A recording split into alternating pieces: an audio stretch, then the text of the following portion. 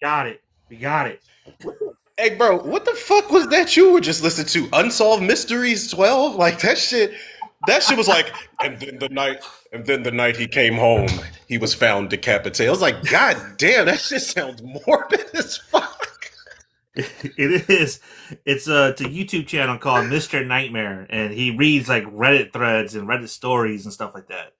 Uh, this Oh sh particular this particular video was three true California horror stories, and this guy gets into like paranormal to like stalker to downright near encounters to serial killers. Like he touches on everything. It's pretty wild, dude. My Listen, stepkid Reddit introduced me to that to that channel. Yeah, and the one she showed me was five ring doorbell horrors where you just see a bunch of like crackheads just ring the doorbell and shit. It's I'm like, dude, what the fuck? Like, why do you watch kids, this? man. And then I'm watching Kids. it. Like, I watch this shit before I go to bed. Yeah, Real life horror, man. I'll tell you. yeah, that nothing is fucking scarier than real life horror. We there was a old coworker of mine. Well, he just got hired at the job, but he only lasted like 2 weeks. So he was always late. So they sent him home.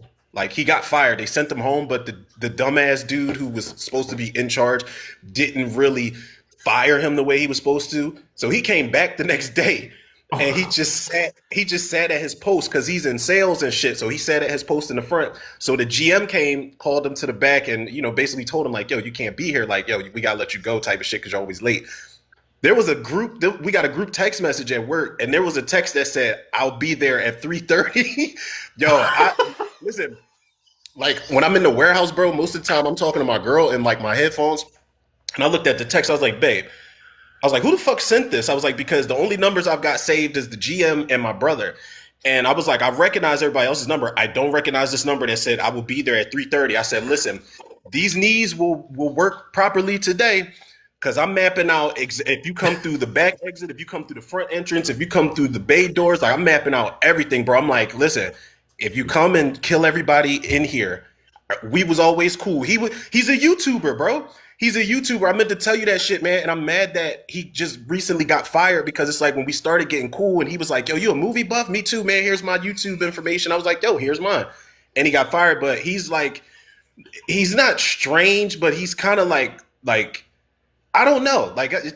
Bro, awkward. I'm just telling you a little bit, but I feel like he would like he's like us, man. He loves movies, he loves like gaming and shit like that. So, but like a lot of people that don't understand it kind of look at him like, yo, man, he's kind of weird. And it's like, no, when you get to know him, it's like, yo, I get it. But when Yeah. I seen that text, it wasn't him. But when I saw that text, bro, I thought it was him saying, yo, I'll be there at 3:30. I'm about to light this bitch up. I was like, oh, that's real life horror, yo. That's why I'm always nice. I try to be nice to people, man. I try to be good to people because if you come and shoot up the workplace or some shit, we're cool. I was Hey, always good to you, Mikey. didn't work for Jenny Trejo though. I'll tell you that. That's Did why. That's why I said I was always good to you, Mikey. Michael said, I don't give a.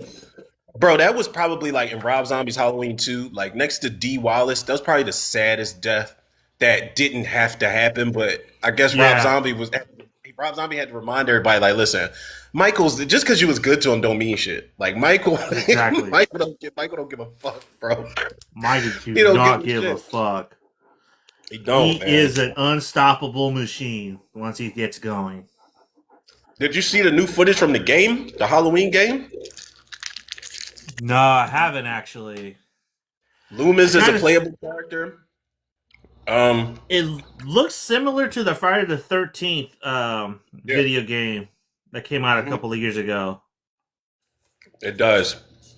And the Texas Chainsaw Massacre game too.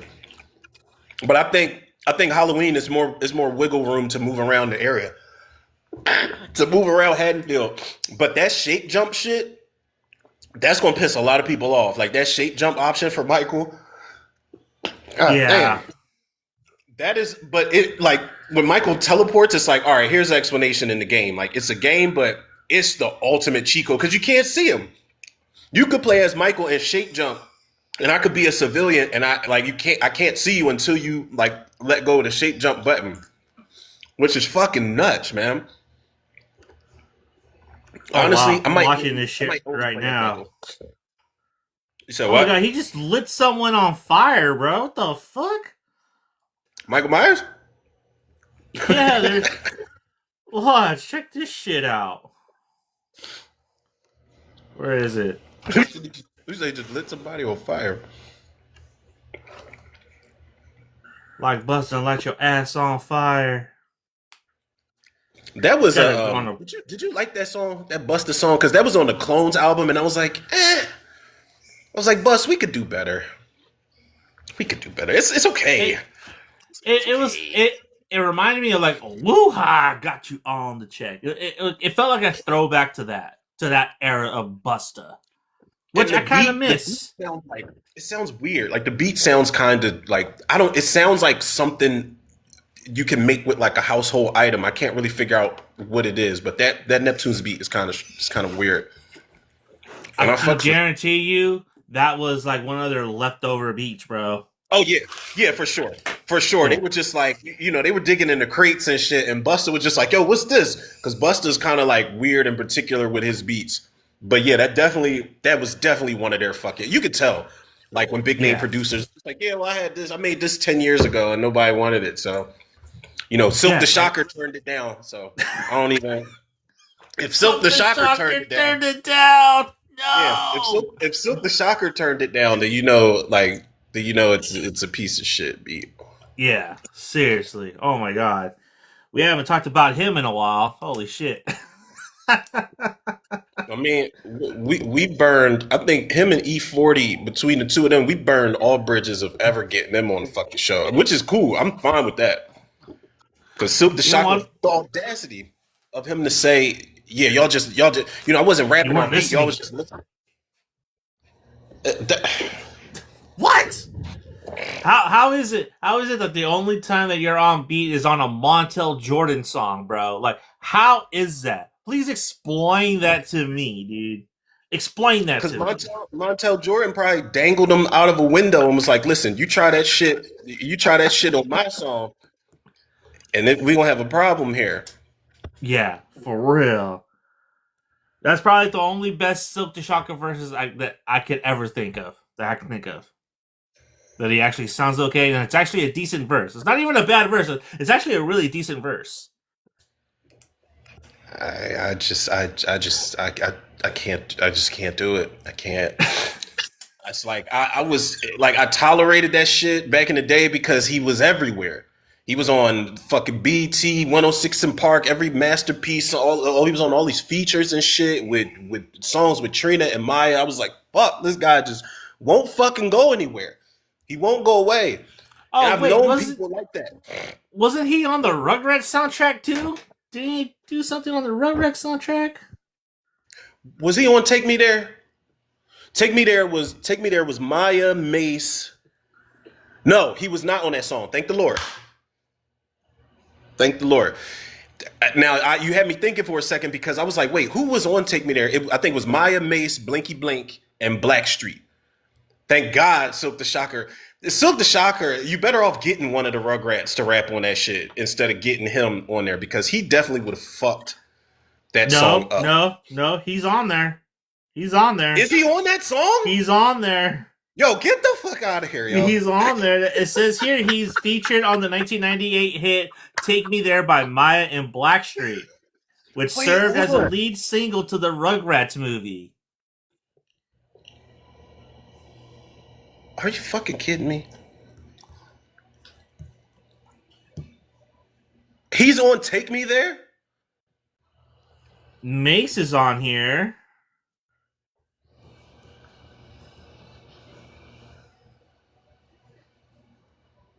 Is he Blinky Blink? Is that who he's supposed to be? No, Blinky Blink. First of all, Blinky Blink. I don't know. He was with the Harlem World Movement or some shit like that. But I don't.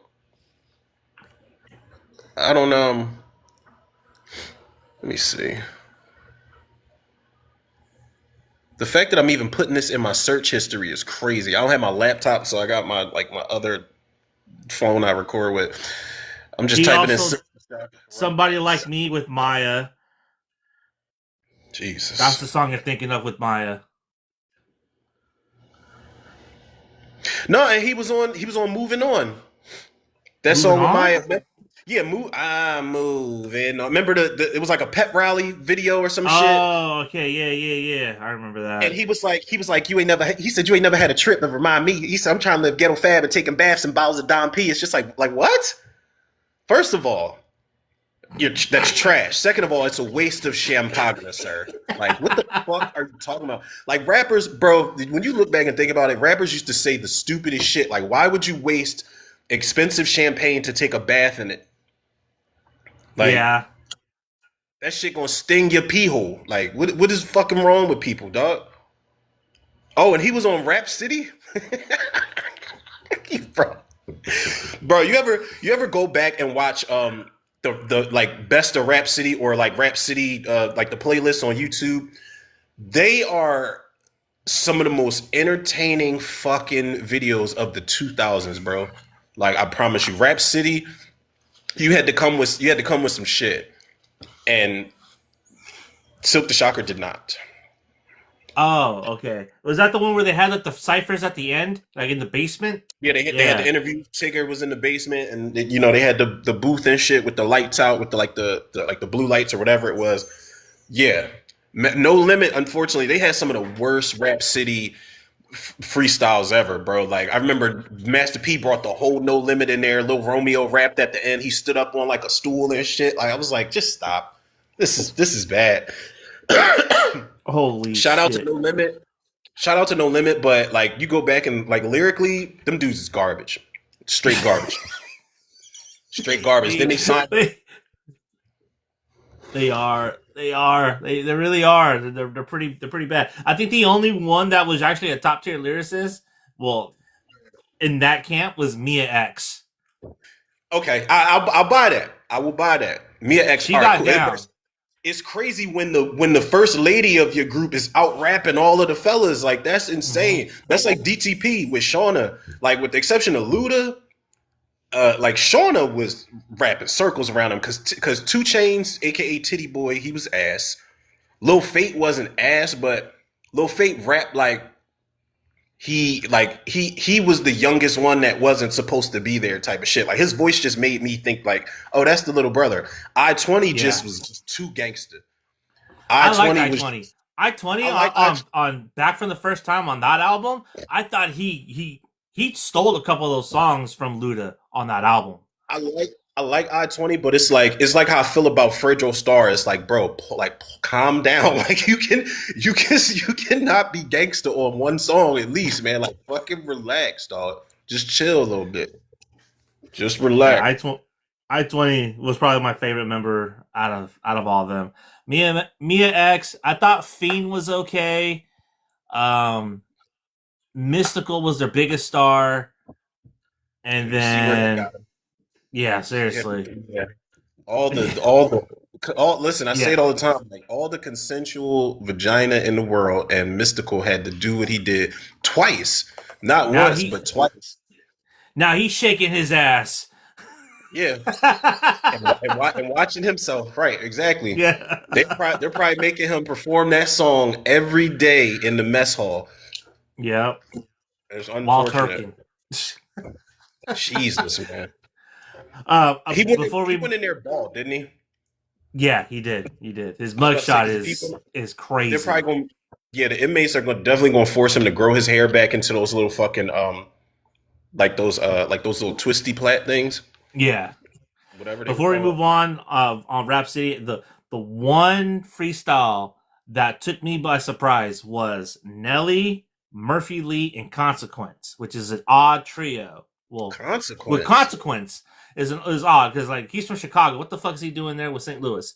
But Yeah. nonetheless, Nelly at the end after Consequence does his verse, Nelly fucking just bars the fuck out, dude. And I was like, where the fuck was this?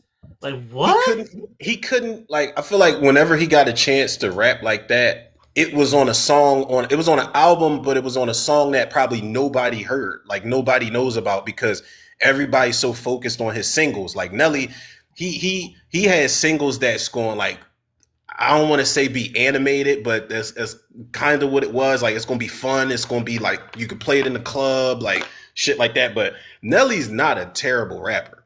Like he's not the No, it's worst fucking not. rapper in the world. Like he can get busy when he want to, but everybody just it's kind of like Joe Budden. Even though Joe Budden's on some clown shit now, it's like everybody know him from Pump It Up and whatever the fuck that other single was. But he was getting busy. Like when he was rapping with Paul Kane and Fabulous back in the Desert Storm Street Family days, Oh, that fucking he was Three getting busy. Strikes.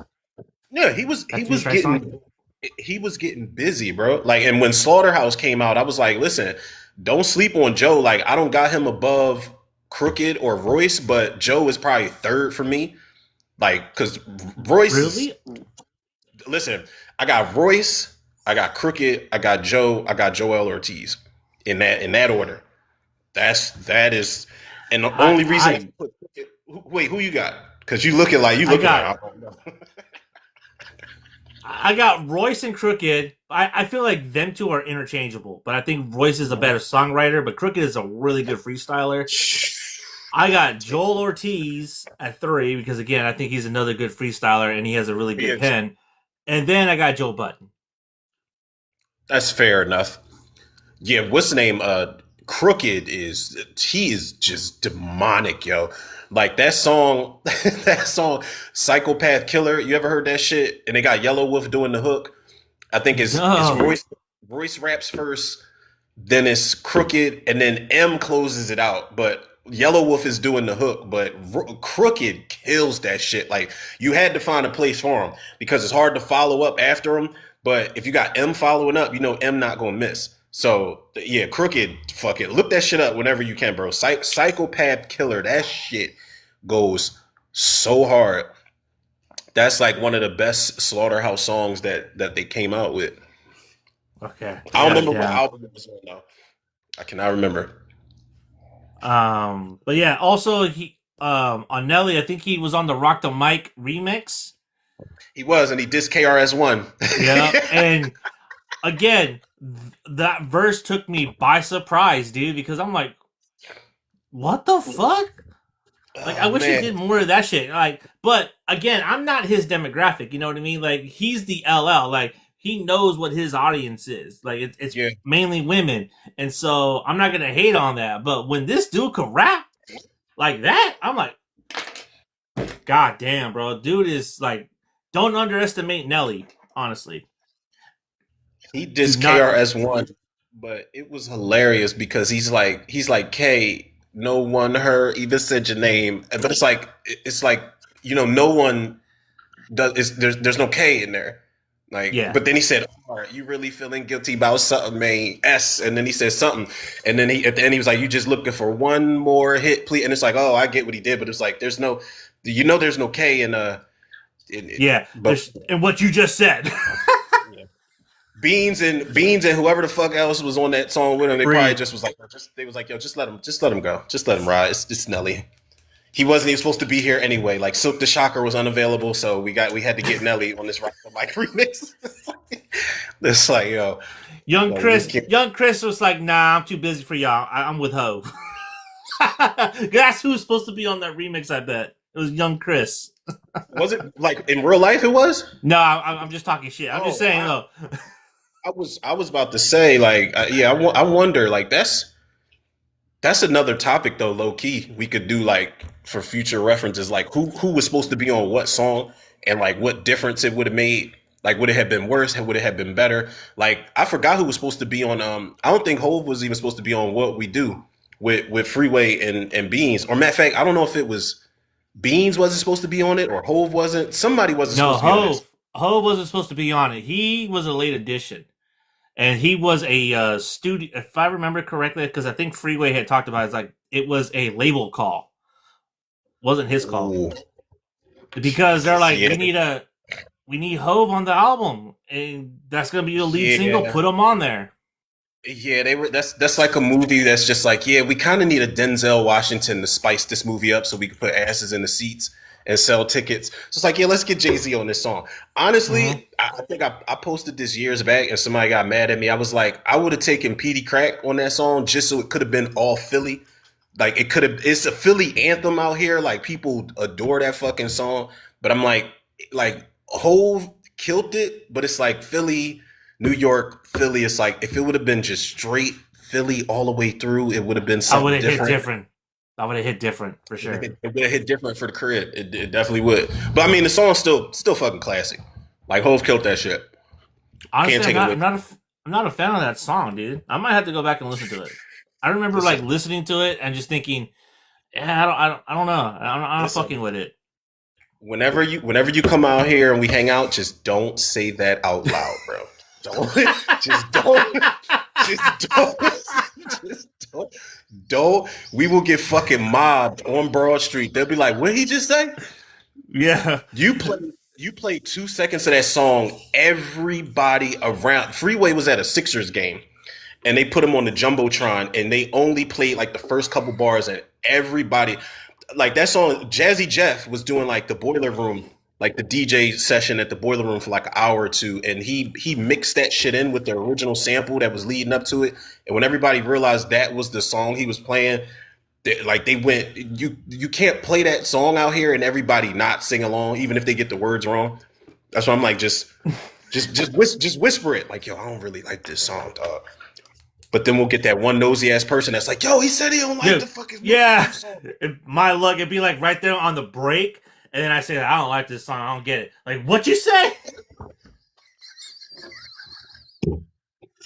Yeah, yeah, yeah.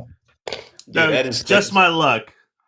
I remember that I had my friend Chicken George on here. He had asked the question, "What was the better feature?" And that was one of those songs. And I said, "You know what, man? I don't like what we do. I don't like it. It's just it's not for me." I picked like I picked like a West Coast song that he had chose, and I got flamed in the comments, bro. I got flamed. I'm like, damn, okay. Because yeah. That's out here that song didn't hit, and nor did it like really resonate out here. You know what I mean? hmm So I get it. Like, don't give me no Bammer weed. It's not gonna resonate over there the same as it does over here, or like Bluebird. You know what I mean? So, like, I get it. You know what I mean?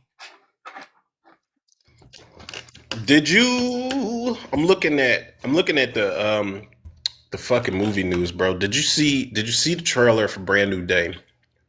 And how Brand new despite day. Oh, Spider-Man, okay, okay, yeah. Okay, took me a I minute. thought Took me a minute. yeah, it looked like you had like a Vietnam flashback, like you were just like, It's like, what? I was trying to think, like, brand new day. Like, today is a brand new day. What the fuck you talking about?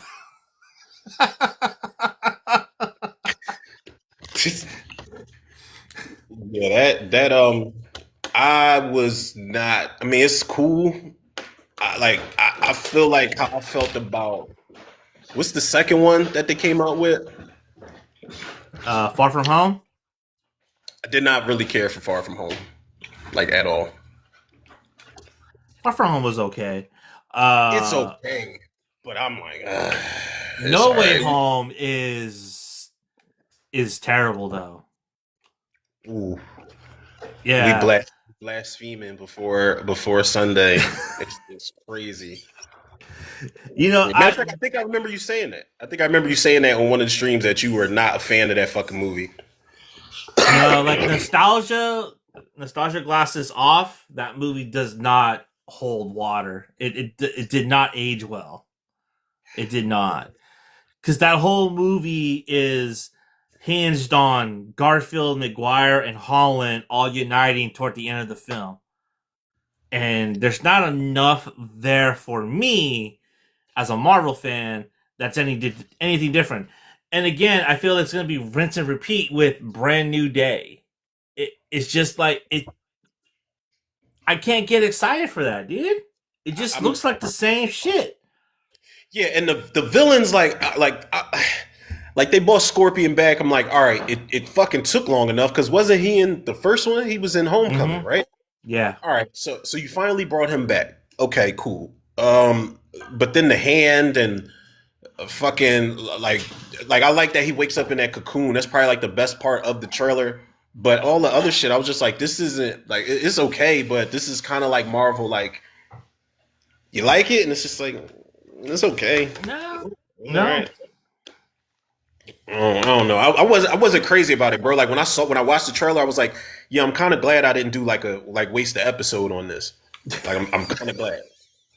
And I hate that because I haven't even really been recording like as much at all. But I was like, yeah, this wasn't really worth it. It wasn't Yeah, worth it's it. not worth my time. Not worth my time. I And mean, maybe it'd be different. Like the second trailer, maybe second trailer looked better, but I like this one. I was just like, also, why the fuck does a hand look like fucking Mighty Morphin Power Ranger villains, dude? but I thought you were about to say they look like the villain. They look like the Rangers when they were in the jungle, like when they had to get their animal powers in the movie and shit, and they had like those like the ninja outfits on. Yeah. No. Like, that's not how they were dressed in Daredevil, dude. They were actually dressed as respectable ninjas. What the fuck is this red shit, man? What the fuck? Are they shinobi all of a sudden? Like, is that Like what they are? the Sega game Shinobi. Are they, the Foot? Is that who it is it the Foot Clan? Not the Hand? Listen, I don't wait. Is that a thing? Like, did they try to tie that together? Like the two comics back in the day, like the foot and the hand. Yeah, actually, so Jeez. Daredevil and Teenage Mutant Ninja Turtles, they actually take place in the same universe because they were both Okay, affected by the same ooze, it makes but sense. they couldn't use the hand, so they ended up creating the foot instead. God damn it, man. Yo, the uh, fucking old school. Oh, we got comments. Green Bandit says they did it again where they cut out the other characters for the final fight. Oh, you talking about the trailer, the Spider-Man trailer? If he's talking about the Spider-Man trailer, a lot of people are Yeah, saying that because that shot where Spider-Man is jumping towards the hand, there's like a lot of space underneath him. So everybody's saying they're kind of doing what they did in the No Way Home trailer where they cut out the other Spider-Man. Like it might be some shit like the Avengers. Remember the Avengers they added Hulk into the fucking frame and he wasn't in that shot. yeah, I hate when using the trailers do Hulk that shit. Buster. Yeah, trailers they got to get more clever, yo. Because when it comes to like people like us and Green, I always say I'm always about to just call him Green Bandit. Like that's Aaron, but like with people like us, you gotta be more clever because we see through that shit. Like I remember when the Fast 7 trailer dropped, the very first fucking trailer dropped, and then they had a shot in there from Fast 6 of Paul Walker, and I was like you know that Leonardo DiCaprio meme where he's like snapping and he's pointing at the TV. Yeah, It's like yeah, it's like yo, like you can't do that. Like I hear lines that are recycled from other movies, like when they cut lines together to make it seem like one sentence or some shit. Like I peep all that shit. They did that in the Scream 6 trailer. So I know how much you love that movie. yeah. I mean, Well, Gamer Harold's in here. What's good, bro? Gamer Gamer Harold, what's up, man? never Day never one. misses a stream, man. Shout out to Gamer Harold. Yeah, we love it, man. Talking about brand new day. I don't know. I'm not excited. I think Yeah. I'm gonna wait till I see what Doomsday looks like because we're supposed to get a Doomsday trailer. I think at some point in May. I, So listen, if they cannot fumble not brand new day Doomsday. They can't fumble Doomsday. no, they can't, but they will. Thank you. But they will. You said they will They will. fumble Doomsday. Yeah, they'll fumble You it. have you have no faith, my man. You have no Marvel has faith. not given me any faith, man, because like every time I believe that they're gonna do something different, it's like it's the same shit over and over again. Over and over again. Uh They gave you Shang-Chi. What are you talking about? Everybody loves Shang-Chi. Up until like they get to like the fake version of Kun Lun and he fights the I'm dragon. not gonna lie, bro. Shang-Chi, I still haven't finished it. I got up until I know I saw that big ass when they're in that building and the chick and the ninjas are like they're on like those bamboo sticks and all that crazy shit. Yeah. Like that fucking the fight choreography in Shang-Chi is crazy, and that's why I wanted to finish it. But then there's like this little CG creature or some shit like that that's there.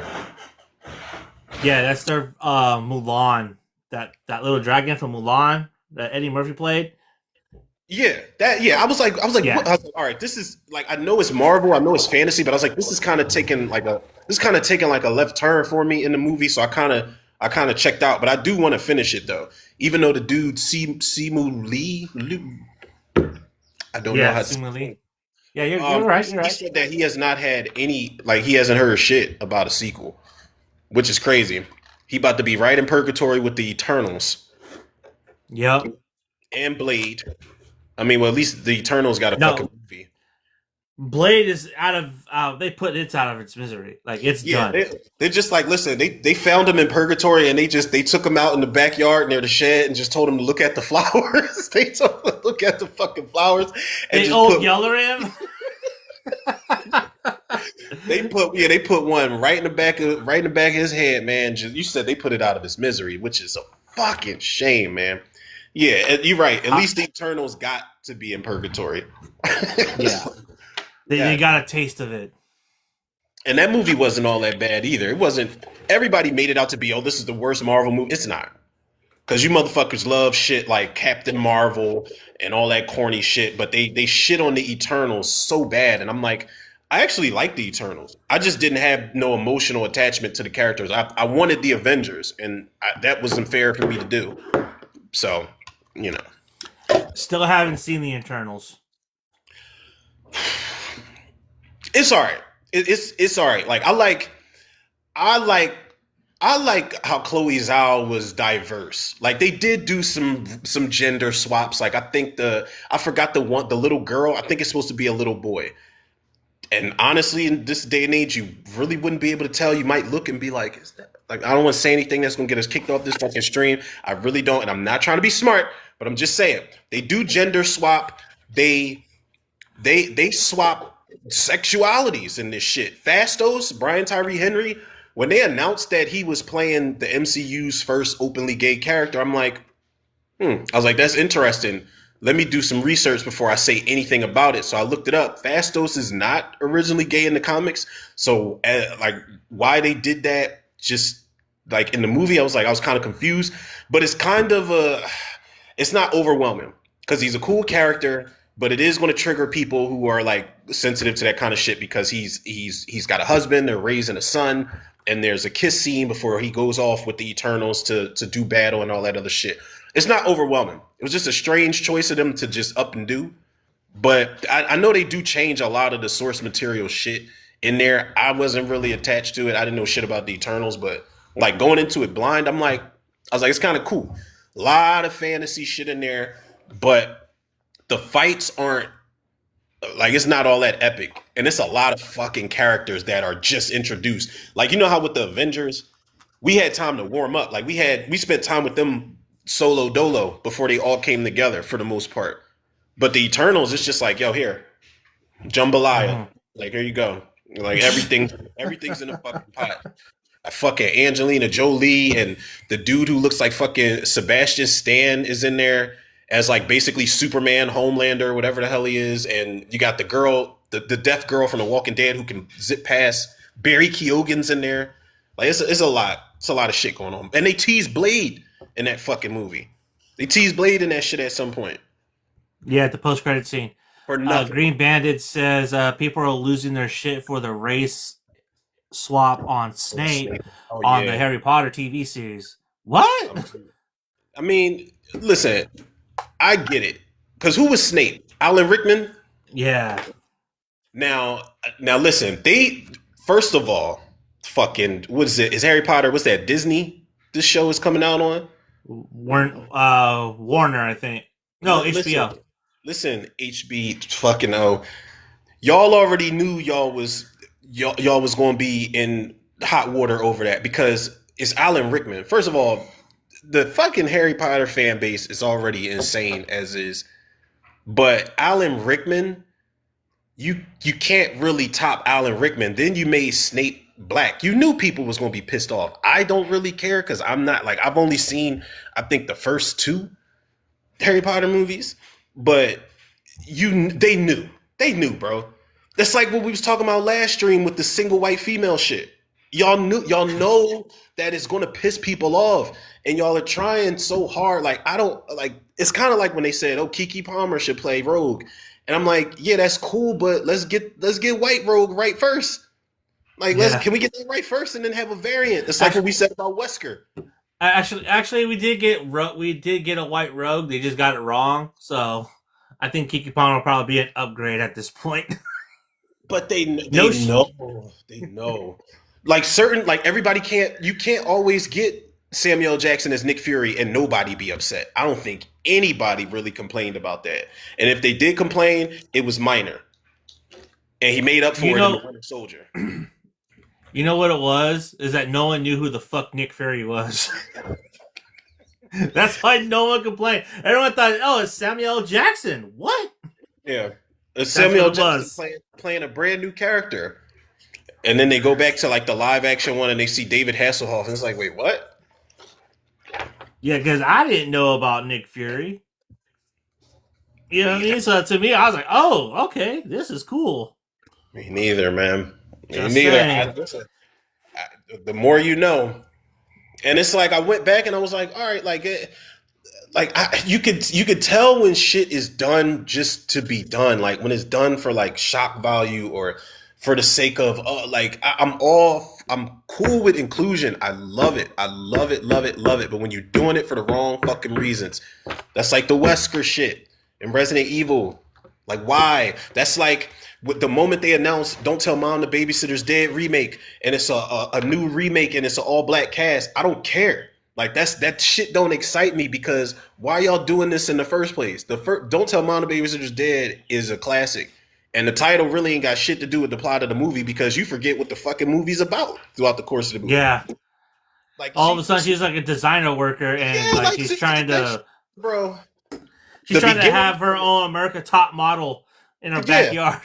Yeah, they fix up the backyard and shit, and then the mom comes home and it's like, Sue Ellen, where's the babysitter? And it's like, oh, that's what the movie was about. But the credits are rolling at that point. But the remake is fucking terrible. They even put Danielle Harris as a cameo in there because remember she was the sister in the original. She was the younger sister in that first. Right. They put her in the movie, and then they got fucking Nicole Richie as the new chick, Joanna Cassidy's character. I'm right on top of that, Rose. Yeah, exactly. Your facial expression was my facial expression. Exactly. Aaron said, I didn't know that. Yes, bro. Yes, listen, if you want to put yourself through the torture, because he said he didn't even know they made a remake. If you want to put yourself through the torture of watching that movie, listen, I'm black and I hate it. I fucking hate it. Listen, that's saying something because I've given prequels and remake like I love Night of the Living Dead remake. And Night of the Living Dead is the greatest movie of all time. It does not even need to be touched. But that remake, that's how you do it. But that Don't Tell Mom the Babysitter's Dead, it's an insult to black people. Like, I think it's an insult to black people, honestly, like in the first fucking 5 or 10 minutes of the movie. Because it starts off the same way. The girl is shopping with her female best friend and her gay best friend, and she's texting her mom. Her mom's like, bring your ass home or whatever. And then the dude is like she responds. And the gay best friend is like, I know you ain't just tell your black mama that you wasn't coming home. It's like, you think she don't know her mom is black? Like you're talking to, this is written as if the characters don't know they're black. Like I fucking hate that, man. That shit is a slap in the face. I hate it. Now, if we talking about race swap remakes and reboots, the Wonder Years, nah, that did not need a remake. It did not need a rebooted TV series. I did a whole, when they announced it, I did a whole episode telling Fred Savage, I said, get ready for the pitchforks and the tiki torches outside of your door, sir, because you just recasted the black Kevin Arnold for the Wonder Years. But he wasn't named Kevin Arnold. They just took the title, and the show was actually pretty fucking good. Pretty good. Not really better than the original Wonder Years from what I remember, but it was definitely a good standalone show. They should have just called it something else, to be honest. But Can I be honest? I fucking hated the Wonder Years. Fucking hated that show, bro. That I will say though, the intro to that show is fucking fire. I would Classic. always watch that, and then when the And they show just would turned it start, off. I'd change it. I change it Just turned because it the shit was too serious for me, dude. I'm like, this is way too like melodramatic for me. I'm like 5, 6 years old watching this bullshit. I'm like, You didn't like you didn't like Kevin's inner monologue, like his older no, self narrating the whole movie or the whole TV show, his no, love because I affair with saw Vinny. because I'm like, dude, I've seen this before. It's called Stand by Me. He said, "What if they remade Everybody Hates Chris, but the whole cat?" See, then you are setting yourself up to be now Wait, they wait, they wait, could wait, do it. wait, wait. This is how you make. This is how you remake. Everybody hates Chris with a white cast. All With white a white cast. cast. Everybody hates David Spade. Boom. Book it. Do it. Do it. Do it.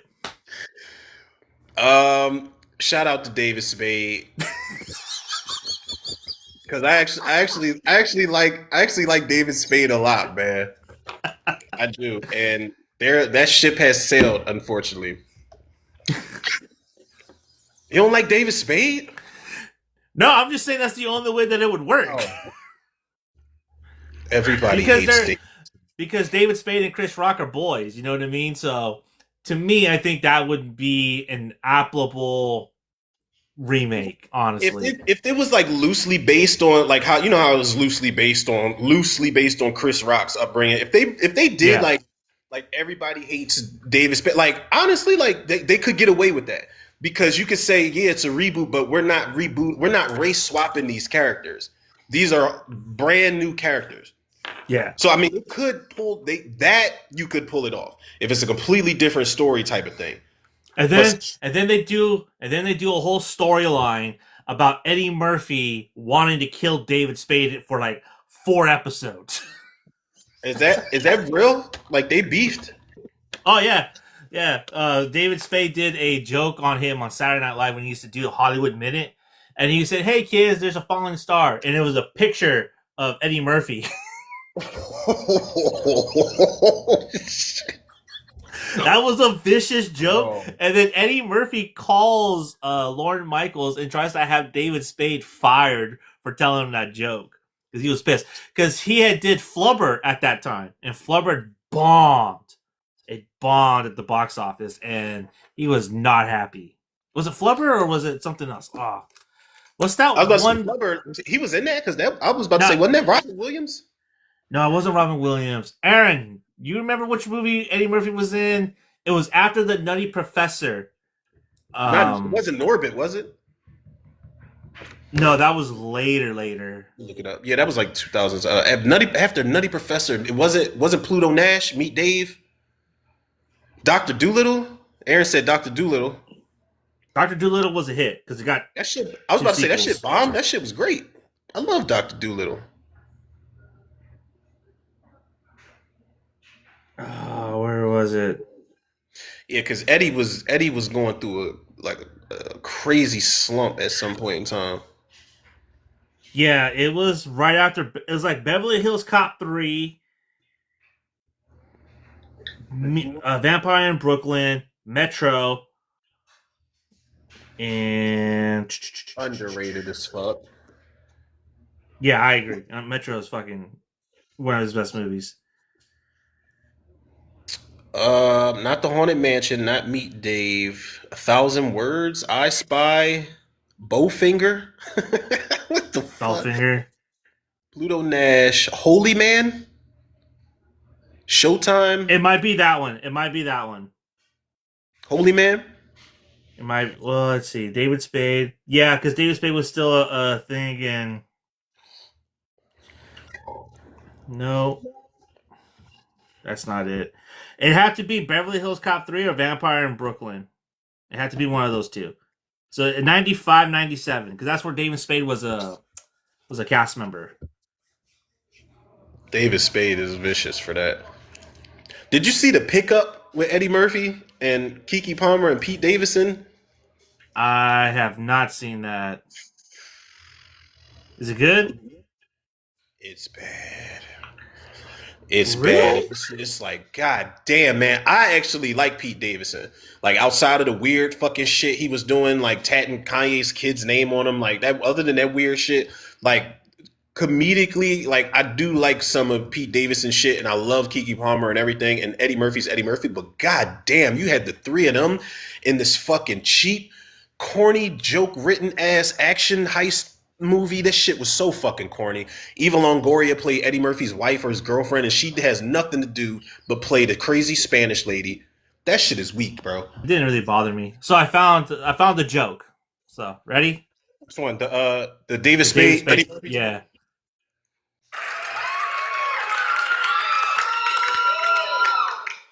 Look, children, it's a falling star. Make a wish. Yeah, yes, that's right. You make a Hollywood Minute omelet, you break some eggs. Don't write the letter. You can't take the job. Well, the movie found And Eddie Murphy tried to get him fired. You know, like I gotta say, man, Eddie Murphy is a goat, but that's kind of corny for you to try to get David Spade fired over that. Like And it's then he all, calls him. yeah, He it's actually comedy, calls is it David not? Spade. Yeah, and it's funny because people are saying like he made the exact same joke about Garrett Morris when he was on SNL. Oh, Eddie Murphy said that, Yeah. and So it's Garrett like, Morris is the OG. yeah, like Garrett Morris is the reason you have a platform on SNL, bro. You know what I mean? Like he paved the way for you. That's crazy. Yeah, so He that tried to joke. fucking tried to blacklist him or some shit. But yeah, that would be my pitch though. Everybody hates David or Eddie Murphy hates David Spade. You can make it like a whole limited series. Eddie Murphy's not going to sign off on that shit. He's gonna be like, nope, I'm suing if you even try to put the shit out. Right? You hire Keenan Mitchell as a young Eddie Murphy. Keaton Thompson? No, the other guy. Oh, Kel Mitchell. Kel Mitchell. Yeah, there I you was about go. to say, how the fuck you just merged two? You just Yeah. merged two. Yeah, for I some was reason I like, always thought he was Keenan. I don't know why. I always thought the skinnier one was Keenan. Kel was always the funnier one. I'm sorry. Yeah. I don't. Keaton Thompson. Listen, a lot of people think I hate on Keaton Thompson. I ain't trying to tear him down or nothing. I just like everybody thinks Keaton Thompson. They're just like, oh my god, he's so hilarious. That Keaton. It's just like he's okay. Like Keaton Thompson. The whole SNL shit. First of all, I don't like SNL. I don't. It's not that I hate it. I just think it's overrated as shit. Like I liked it better when it Agreed. was called Mad TV, and I don't give a fuck what nobody says. Like Saturday Night Live is just not as fucking funny as everybody thinks it is. I'm glad Keaton Thompson's like the longest running member, but I'm just like I just don't like the whole hilarious shit with him. I just don't see it. Cool ass dude, loved him in Mighty Ducks and all that shit. I don't know why he's making a Sleepaway Camp remake though. Did you hear about that? I did hear about that, but I thought that was just a rumor. I'm like, really? No, the director But of the original movie is behind it. uh, the Yeah, reason that movie works so well is because of that ending. That's why that movie works. That's why it's so memorable. Is because yep. of that ending. That It's you nothing. don't see it coming. You're not gonna have that same impact, and also you're not gonna have that same ending. You're just not because it's gonna be considered transphobic. There's nothing you can do with a Sleepaway Camp remake that tops. And yeah, it's an '80s slasher. It's cheesy. It's goofy. The acting's bad. There's nothing you can do to improve on that shit other than kills. Kills ain't gonna get by in a Sleepaway Camp remake. It'll be cool, but everybody's like, all right, that ending, what you got that's gonna one up that ending? You ain't gonna have nothing. You ain't gonna have shit. Mm-mm. And yeah, Nope. you're absolutely right. It's going to be transphobic. So you're tested. The time that movie came out, it was like Jesus Christ. Like you can do this nowadays. It's like yeah, you're about to get canceled for this shit for this movie. There's about to be Yeah. a backlash and outrage. Why even remake that shit? There's nothing you could do. Um, unless you're gonna bring back Pamela Springsteen, who took over playing Angela in 2 and 3, which I actually prefer over the 4 and 5 sequels to Sleepaway Camp, because two I and haven't three seen are that. so campy. It's fucking hilarious. Pamela Springsteen is funny as fuck, and you totally forget that you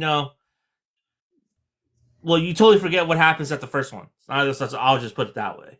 So she's a counselor because I never saw. Somebody on Facebook was telling me to watch it. They was like, "Listen, like get you a couple cold ones and watch Sleepaway Camp 2." It was like it's the best one in the franchise. I was like, for real. But then there was a lot of people saying, "Yeah, I second that. I like the third one," but they say part 2 is the superior film in the franchise. Two is the better film, but three is fucking insane. Three is insane, bro. The opening itself is fucking crazy and it's hilarious because three is like a live action cartoon. That's how crazy that movie is. You gotta watch that one though. If you ever get a chance, Teenage dude. If you Wasteland. do, if you do a summer camp movie throughout the summer, definitely throw that one on because that shit's funny as fuck. That's a good one. I was about to say Ellie Cornell was in part 3, but her name is Sandra Dorsey. She looks like Ellie Cornell, like a split second on this picture on Google.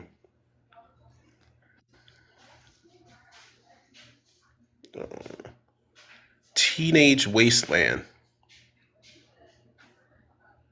Yeah, I haven't seen the sequels, and everybody says the fourth one. Everybody collectively says the fourth one is fucking terrible. They say there's two different part fours though.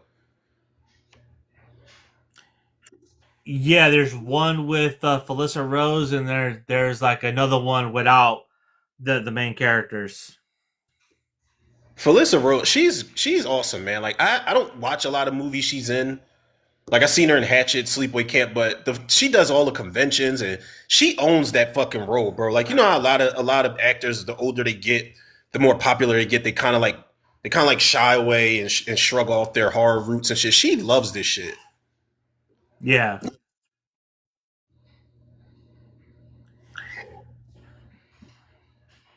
yeah. No, I mean, She's let me see, insane. Sleepaway Camp. Yeah, because you got Return to Sleepaway Camp, and then you have Sleepaway Camp 4, the Survivor, She was in Sleepaway Camp Reunion 3D.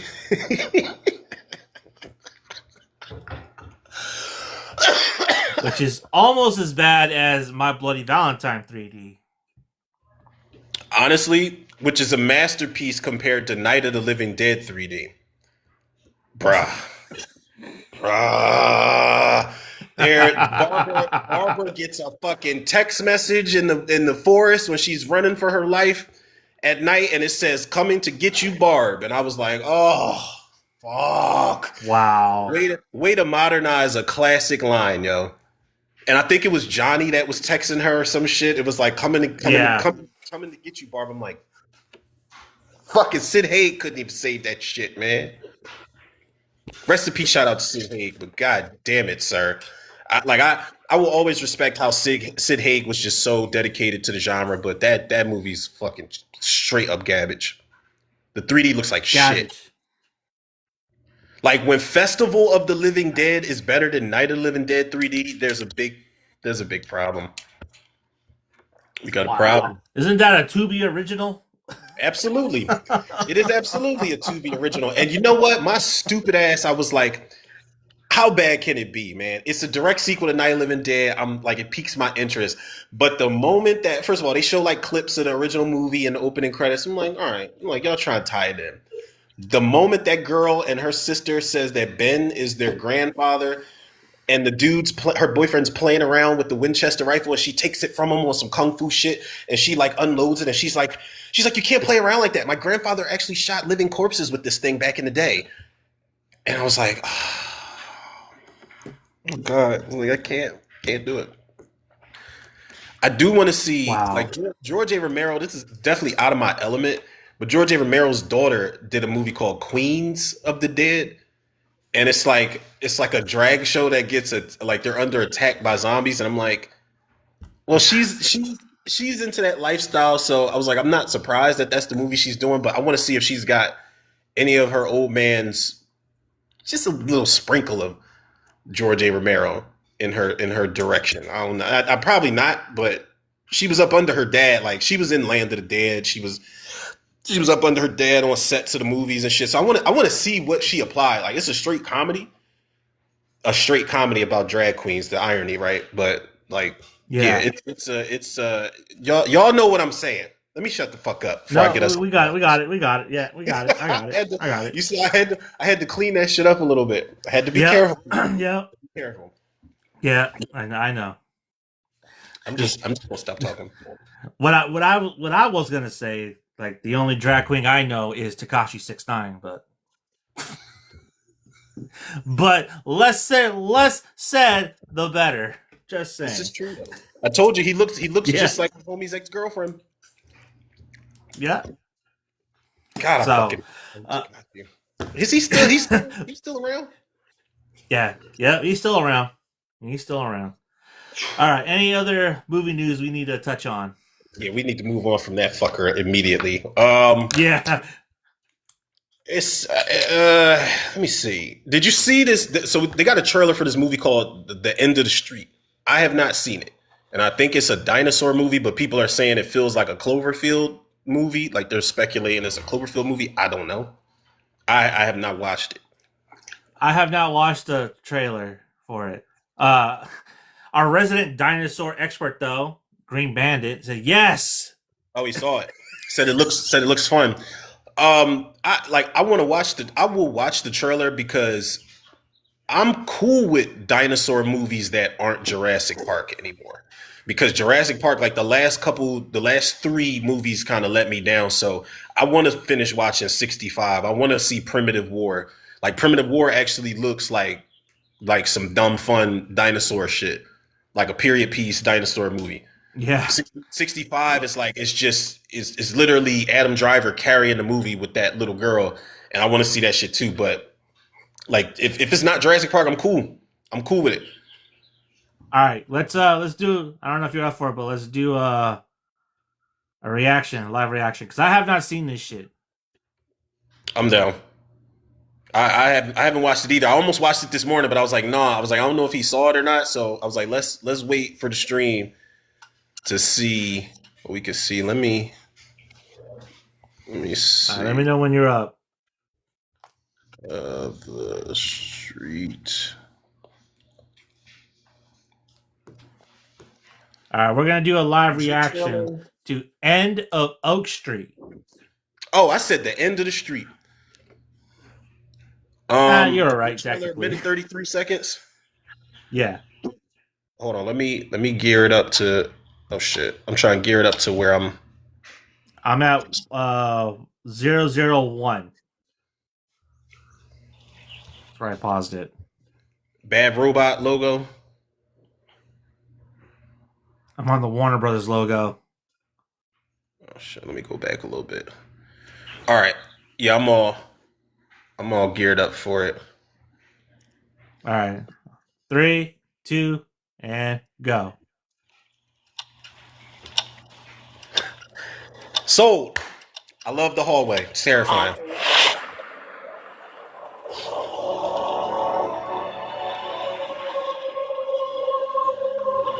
No wonder they thought it was JJ. Exactly. Okay. Oh.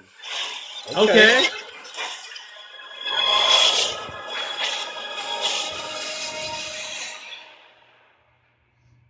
I think perhaps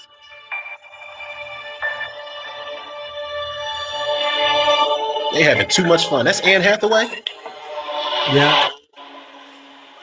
Ewan McGregor. Ewan McGregor?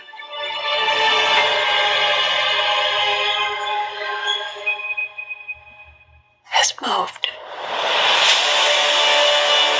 How the hell is that even possible?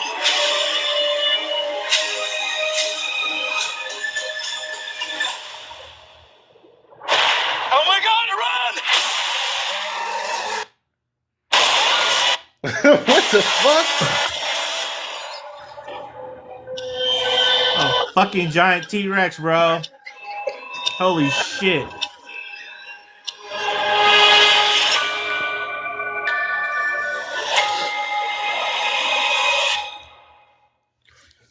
All right, man. Okay. Okay. Okay. Okay. JJ, David Mitchell. Okay. Yeah, I fucks with it. I fucks with it. Here's my thing. It's like, Don't all give right. us any more though. Don't It's give us like, any more. all right, dog. Listen, I am the complete opposite. Like, I'm not saying it was a bad trailer, but it's like, all right, J.J. Abrams, you ain't that fucking cool to just give us a little snippet of a dinosaur like that. This ain't fucking you did that with Cloverfield when you threw the Statue of Liberty's head down the street. That's cool and everything, but give us a little more. Like, all right, because like, listen, for me, like I've grown to like kind of like Ewan McGregor, but I'm not that big a fan of his. So it's like, all right, you're playing Anne Hathaway. Like, listen, the names attached to it, like, had me sold. Like, we had the same reactions when we seen J.J. Abrams and the director of It Follows. We had the same reactions. That's cool. Just give me a little more. Give me a little more. I don't know, man. I don't need a little more because then you're gonna ruin the mystique behind it. Yeah, and what the fuck did the ground, like, the ground split apart and then they came out of the earth or something like that? Like, I don't know. It leaves a lot of questions. There was a show on NBC called fuck, what was it? I think it was called La Brea, and it's about a sinkhole that opens up in the middle of LA, and within this sinkhole is a prehistoric dinosaur filled land and shit. It's like a whole another dimension. And I feel like that's what happened here. They fell into a sinkhole. Maybe it's just a remake of that. And then we just find out at the end of it. A Spinosaurus? What the fuck is a Spinosaurus, Aaron? Oh, did you mean Tyrannosaurus? He's talking about the thing from the Jurassic Park 3. Remember the thing with the big ass fin on his back? And they brought it back. They brought him back. They were in the water. They were in the water in Jurassic World Rebirth, which was a complete fucking waste of time, yo. They had those. That movie, Jurassic World Rebirth, bro. Like, that shit. That is the most beautiful looking Jurassic Park movie we've ever gotten, and they didn't do shit with all of those dinosaurs, bro. Like, it was like, these are the rejects, the ones that were too dangerous for. It's like, yeah, but what are we doing with them? Nothing. Yeah, you had nothing. raptors with wings. They had pterodactyl raptors, is what the fuck they had, and they didn't do shit with them. They had a little gas station cat and mouse chase, and that was it. Fucking waste of time. Yeah, I think I stopped watching. I don't think I watched Fallen Kingdom or Rebirth. For real? Yeah, I've only watched Kingdom. 1, 2, and 3, and then Jurassic the fourth World? one. I forgot what. Yeah, Jurassic World. Oh, bro. I will say this: Fallen Kingdom is a piece of shit. Hands down, the best fucking opening in the entire franchise. The director J.A. Bayona, that dude, that opening is straight up horror movie, bro. That opening is so fucking good. It looks good. It is kind of scary because there's shots of like these dudes are trying to take off on this helicopter, and the dude is like, I don't know what he's doing with the wire, but he's like, what? I can't hear you. What? And then you see like lightning flashing, but you see the T-Rex moving behind him every flash of light. And then it's this T-Rex chase when he's on the helicopter, and the Mosasaurus comes up and attacks. Like, hey, yo, that opening is fucking amazing. The rest of the movie's garbage. The Indominus Rex, or the Indoraptor they created is vicious. Yeah, that's that thing you see in the trailer where his talons are like creeping towards to turn the doorknob. That shit is straight out of a horror movie. That the movie's shot really well. Like the scenes where there's a scene where the girl is at the window screaming at the Indoraptor, and it's like you can see her reflection. It's kind of like this merge of faces and shit. Like you see her screaming, but you see his mouth opening up through the window. Like the shit is shot really good, but the movie's it's garbage. We got to save the dinosaurs from the island because the volcano's about to erupt. Fuck them. Let them burn. We shouldn't have brought them back in the first place. Like, why are we even here? Right? Yeah, exactly. Why are we even here? Green Bandit, I either want a Jurassic Park with the vibe of Dino Crisis or just give me Dino Crisis. Ooh, just Hey, give me yo, Dino that's a Crisis. sleeper fucking game, bro. That's Just a give me sleeper Dino game. Crisis. Yep. And honestly, if they don't have the means to make Dino Crisis, just give me Turok. Just give me Turok. Give me Turok, but give me Yes! Turok 2, Seeds of Evil. And give me I never Seeds of played that one. Never played that one. I played the first Seed, Torok. Seeds of Evil. I played the second one first. And I remember going to Blockbuster and renting part one. And I was like, part one is actually fucking dope, yo. You get to go up against the village people and shit. Like I like part one. Yeah. Part two? Bruh, part two. Oh my god, the weaponry in part two is insane, man. They got like this scorpion rocket launcher shit with like 3 or 4 rockets on it. You got this cerebral cannon shit. You shoot that shit at somebody and it's phantasm shit. As soon as that shit hits your brain, it gives you a lobotomy, you're done. It's like the golden gun in some way. Fucking Oh shit. sick ass game, bro. I didn't play any of the other Toroks, but Torok 2 is that shit is underrated. The multiplayer on that shit used to go hard. Give me Torok and just have David Spade play Torok. He could bulk up a little bit and put him in brown face, shave his hair, give him some like tribal tattoos and shit. Because if you cast the Rock, it's gonna be too obvious. You can't Yeah, cast yeah. No. because Oh no. it'll just be his character in Moana all over again. No, our boy, Jaw Courtney. Give it to him. Oh, Jai Courtney as Torok. Like That'll work. Torok, I don't even remember if he had any speaking lines in the game, and he has more personality than Jai Courtney does. Like, He just grunts. yeah, when he gets hit and when he gets damaged, that is more personality than Jai Courtney has shown in anything I've seen him in. I did see the opening for Dangerous Animals, and it's pretty fucked up. The one with the sharks and shit. Like he looks like he's That- he looks like he's. That's a badass movie, bro. Oh, you saw it? It's a badass Yeah, movie. I want to see that Yeah. shit. I want to see it. I feel like Badass movie. I Definitely feel like that's a watch movie it. where he gets to act. Like he gets to actually do something and be a character in that movie. Yeah. I think you'd be surprised, honestly, because like, oh man, like it's almost rivaling Mick Taylor. Like the character he created rivals Mick Taylor. And Wolf Creek, you talking about? Yeah. Oh, another trailer. Did you see the new Harry Potter trailer? I have not seen that either. No. No, I have not seen the Harry Potter trailer. People are losing their shit, man. And I was like, I'm just kind of like, all right, like whatever. You didn't really have to do this, but I'm not pissed off about it because I'm not attached to it. So I didn't care. But everybody between Harry Potter and the new X-Files reboot, like people are just like fucking uproar. And it's just two properties where I could give a shit less what y'all do with it, but I'm curious. I do like that the X-Files reboot is not Mulder and Scully. So I'm like, okay, everybody. I said online, I was like, y'all can shut the fuck up about it being woke and race swap. This is not Mulder and Scully. And I'm hoping that he gets Mulder and Scully to show up at some point so people can shut the fuck up even more. Because everybody's like, oh, he's a racist director. It's going to be woke. It's like, he didn't race swap anybody. Yeah. The problem with the X-Files is that they had like 4 different endings and yet none of them stuck. They had 2 different movies and both of them are trash. Are they? Because I had this. I think this. What was the second one? I Want to Believe or some shit. Yeah. I had the second one on DVD, and I remember watching like 5-10 minutes of it, and I was like, "What am I doing?" Like, I've never been into the X-Files at all until you would put me to the episode that got banned.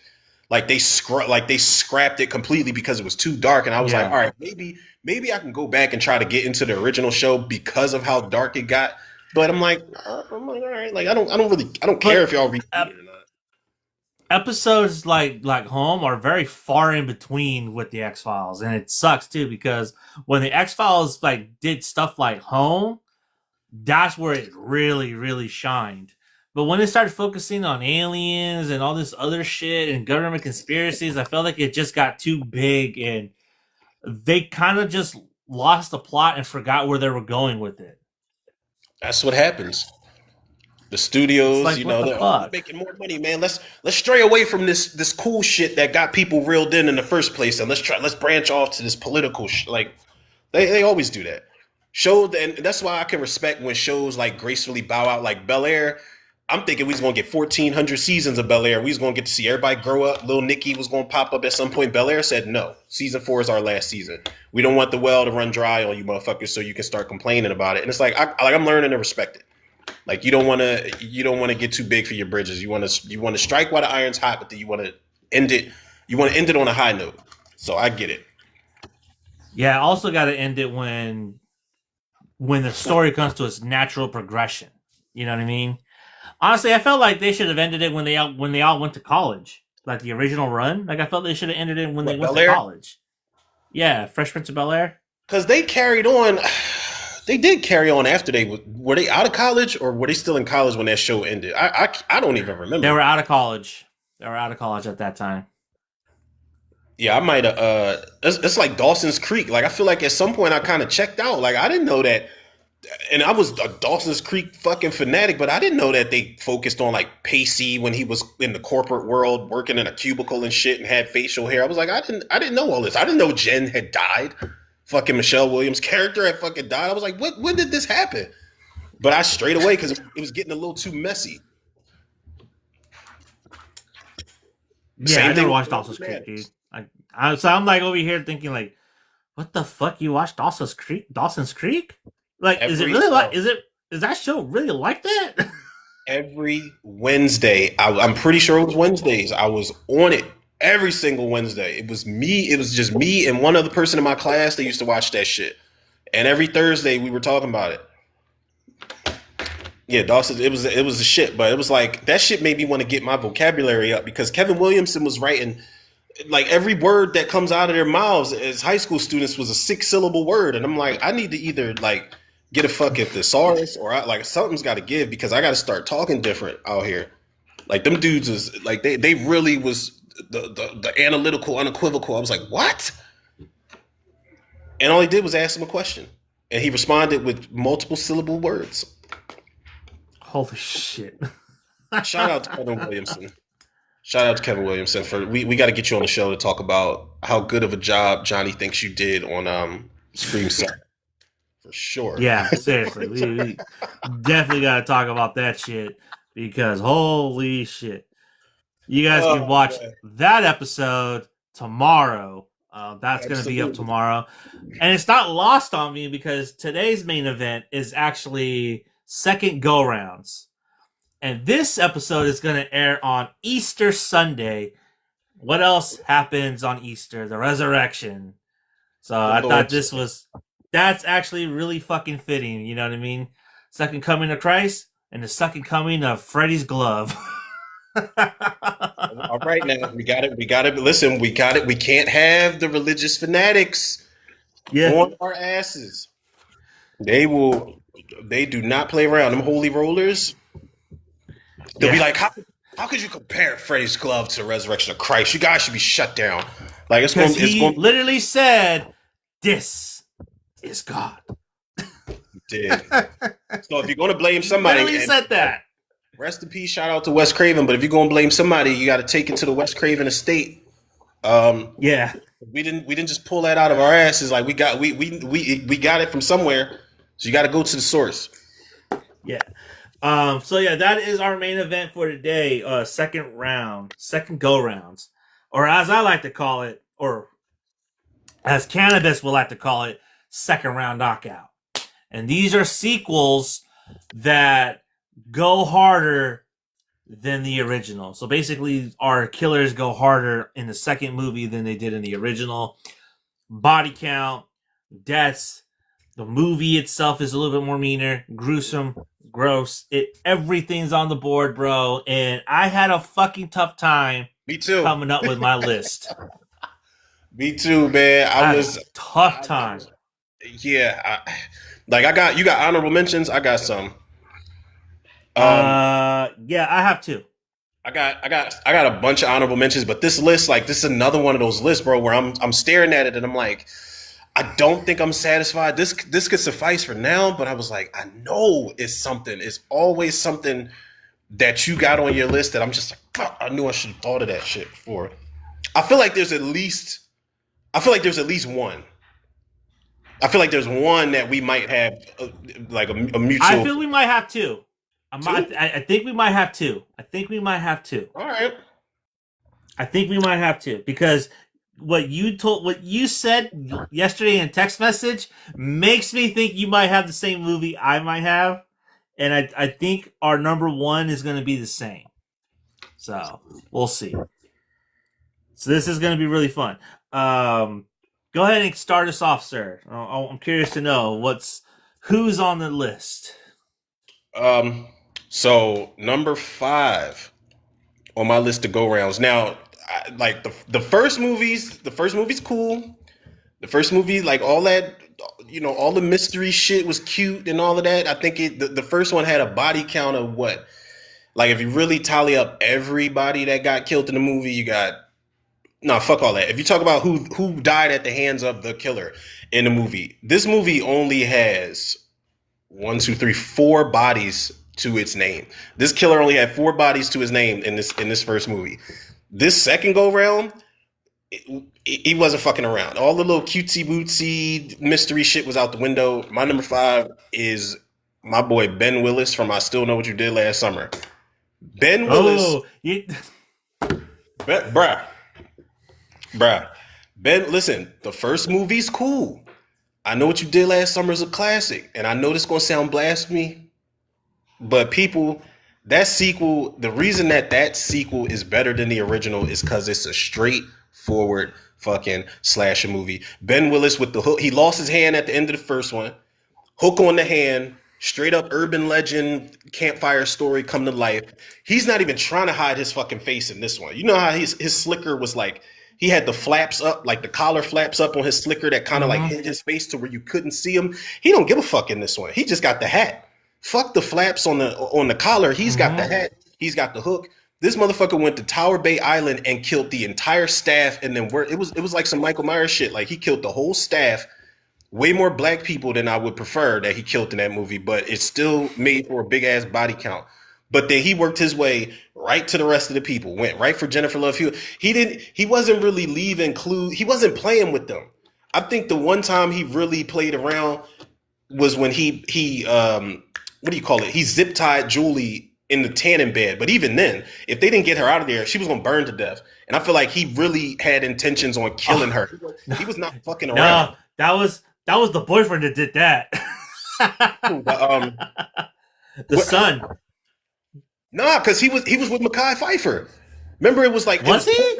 Yeah, he was because they were finding dead bodies all over the place. Remember, Brandy went to like do kickboxing or some shit in the gym. Yeah, she's like, Julie, you need to get a tan, and Julie went in a tan and shit, and it was an excuse for Jennifer Love Hewitt to take her clothes off and shit.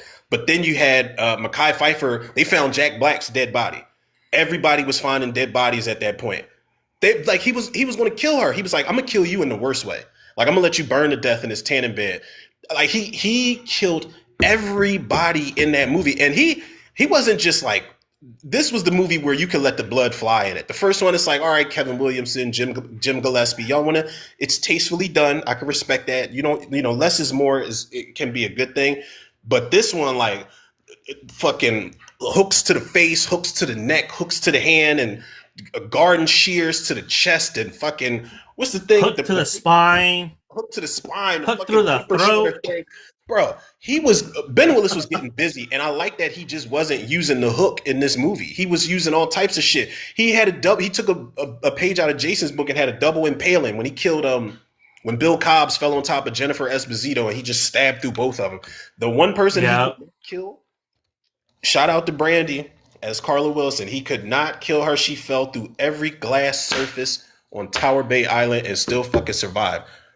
Love fucking Ben Willis, and I Know What You Did. I Still Know What You Did Last Summer. That shit is. If anybody says it's a shit movie and they love the first one better, I get it, but I think we can all agree that I Still Know What You Did Last Summer is still better than the last one. Not the last one, but yeah. I'll always know is like, come on now. Side note, I really do. I mean, I know What You Did Last Summer didn't do well. The remake or reboot or sequel, whatever the fuck you want to call it. I know that didn't really do well, but you teased something so fucking good at the I know, end, right? and yet I we're know. never gonna see it. That fucking sucks, dude. Stop doing that shit. Please stop doing that. You should have kept that as a deleted scene just in case. Yep, you could have had Julie, Carla, and the two girls that survived team up, and Stevie was still she was still alive. Ray already confirmed that Stevie was still alive. I mean, if you want to keep Ray dead, you can keep him dead. He looked pretty much dead at the end of the last one, but Stevie, it's another case of you could have had another sequel, like I Still Know What You Did Last Summer, where you know who the killer is. I mean, they did try to do the Scooby Doo mystery shit. It was like, well, maybe it's Estes, maybe it's the guy that's doing voodoo. It's like it's not that old ass motherfucker doing. Bill Cobbs was fucking. Rest in peace, shout out to Bill Cobbs. He was 117 when he did that movie. He's not the killer. He is not the killer, yo, at all. And then Like Ray, John Kramer. man, I was about to watch. I was about to watch. What Saw? One of the Saw movies last night, and I think before that I was watching like I think it was like Saw 10 or some shit. And I'm like, how many fucking times are we gonna bring this guy back? Like, I love Tobin Bell, but goddamn, like we moved past him, yo. Because they fucked up. Then they know it. They fucked up by killing him off in the third one. They know it. They know it. I guess they figured that Saw it was time to wrap it up, so they killed him off. But then I guess somebody was like, "Oops, we saw how much money it made, so let's get in the writers' room and put a tape in his stomach," which was clever as shit. Imagine being like somebody that's in charge of the autopsies and you find that fucking tape in his stomach. Like I'd be so pissed off because now I feel like I'm a part of it all of a sudden. I ain't even do shit. I ain't even do shit. I'm just doing my job. Seriously. Okay, But so that's my number 5. all right, I still know what you did, sir. That's a good pick. That's a good pick. Thank you. Mine is a movie that I actually just watched, and I refuse to watch this movie under protest due to recasting of the main character. And I have never seen this movie until last night, and it is Adam Green's Hatchet 2. And not that I have anything against Danielle Harris as Mary Beth. I just think the lead actress in the first one, Tamara Feldman, did a better job, and she was actually good. From the South. Danielle Harris has an atrocious Southern accent in this movie. Would you call him a repeater? Honestly, bro, Hatchet 2 is my number 4. That was my number 4. Yeah, so we can have at it. That was I didn't know that you never. I didn't know that you never saw Hatchet 2. I never saw it because I hated the idea that they recasted the lead actress with Danielle Harris, and I get why you did it for monetary purposes and due to backstage purposes, but still, I prefer the other girl over Danielle. But Victor Crowley in this one gets fucking busy, bro. Yes, I thought in the first one he got busy. This one he gets down. It's nasty every time, and he's killing 2 at a time. A lot of the scenes he's killing 2 at a time, on some Halloween Kills type of shit, and all nasty. The doggy style, classic, classic. That was in my like greatest cock block movie moments ever.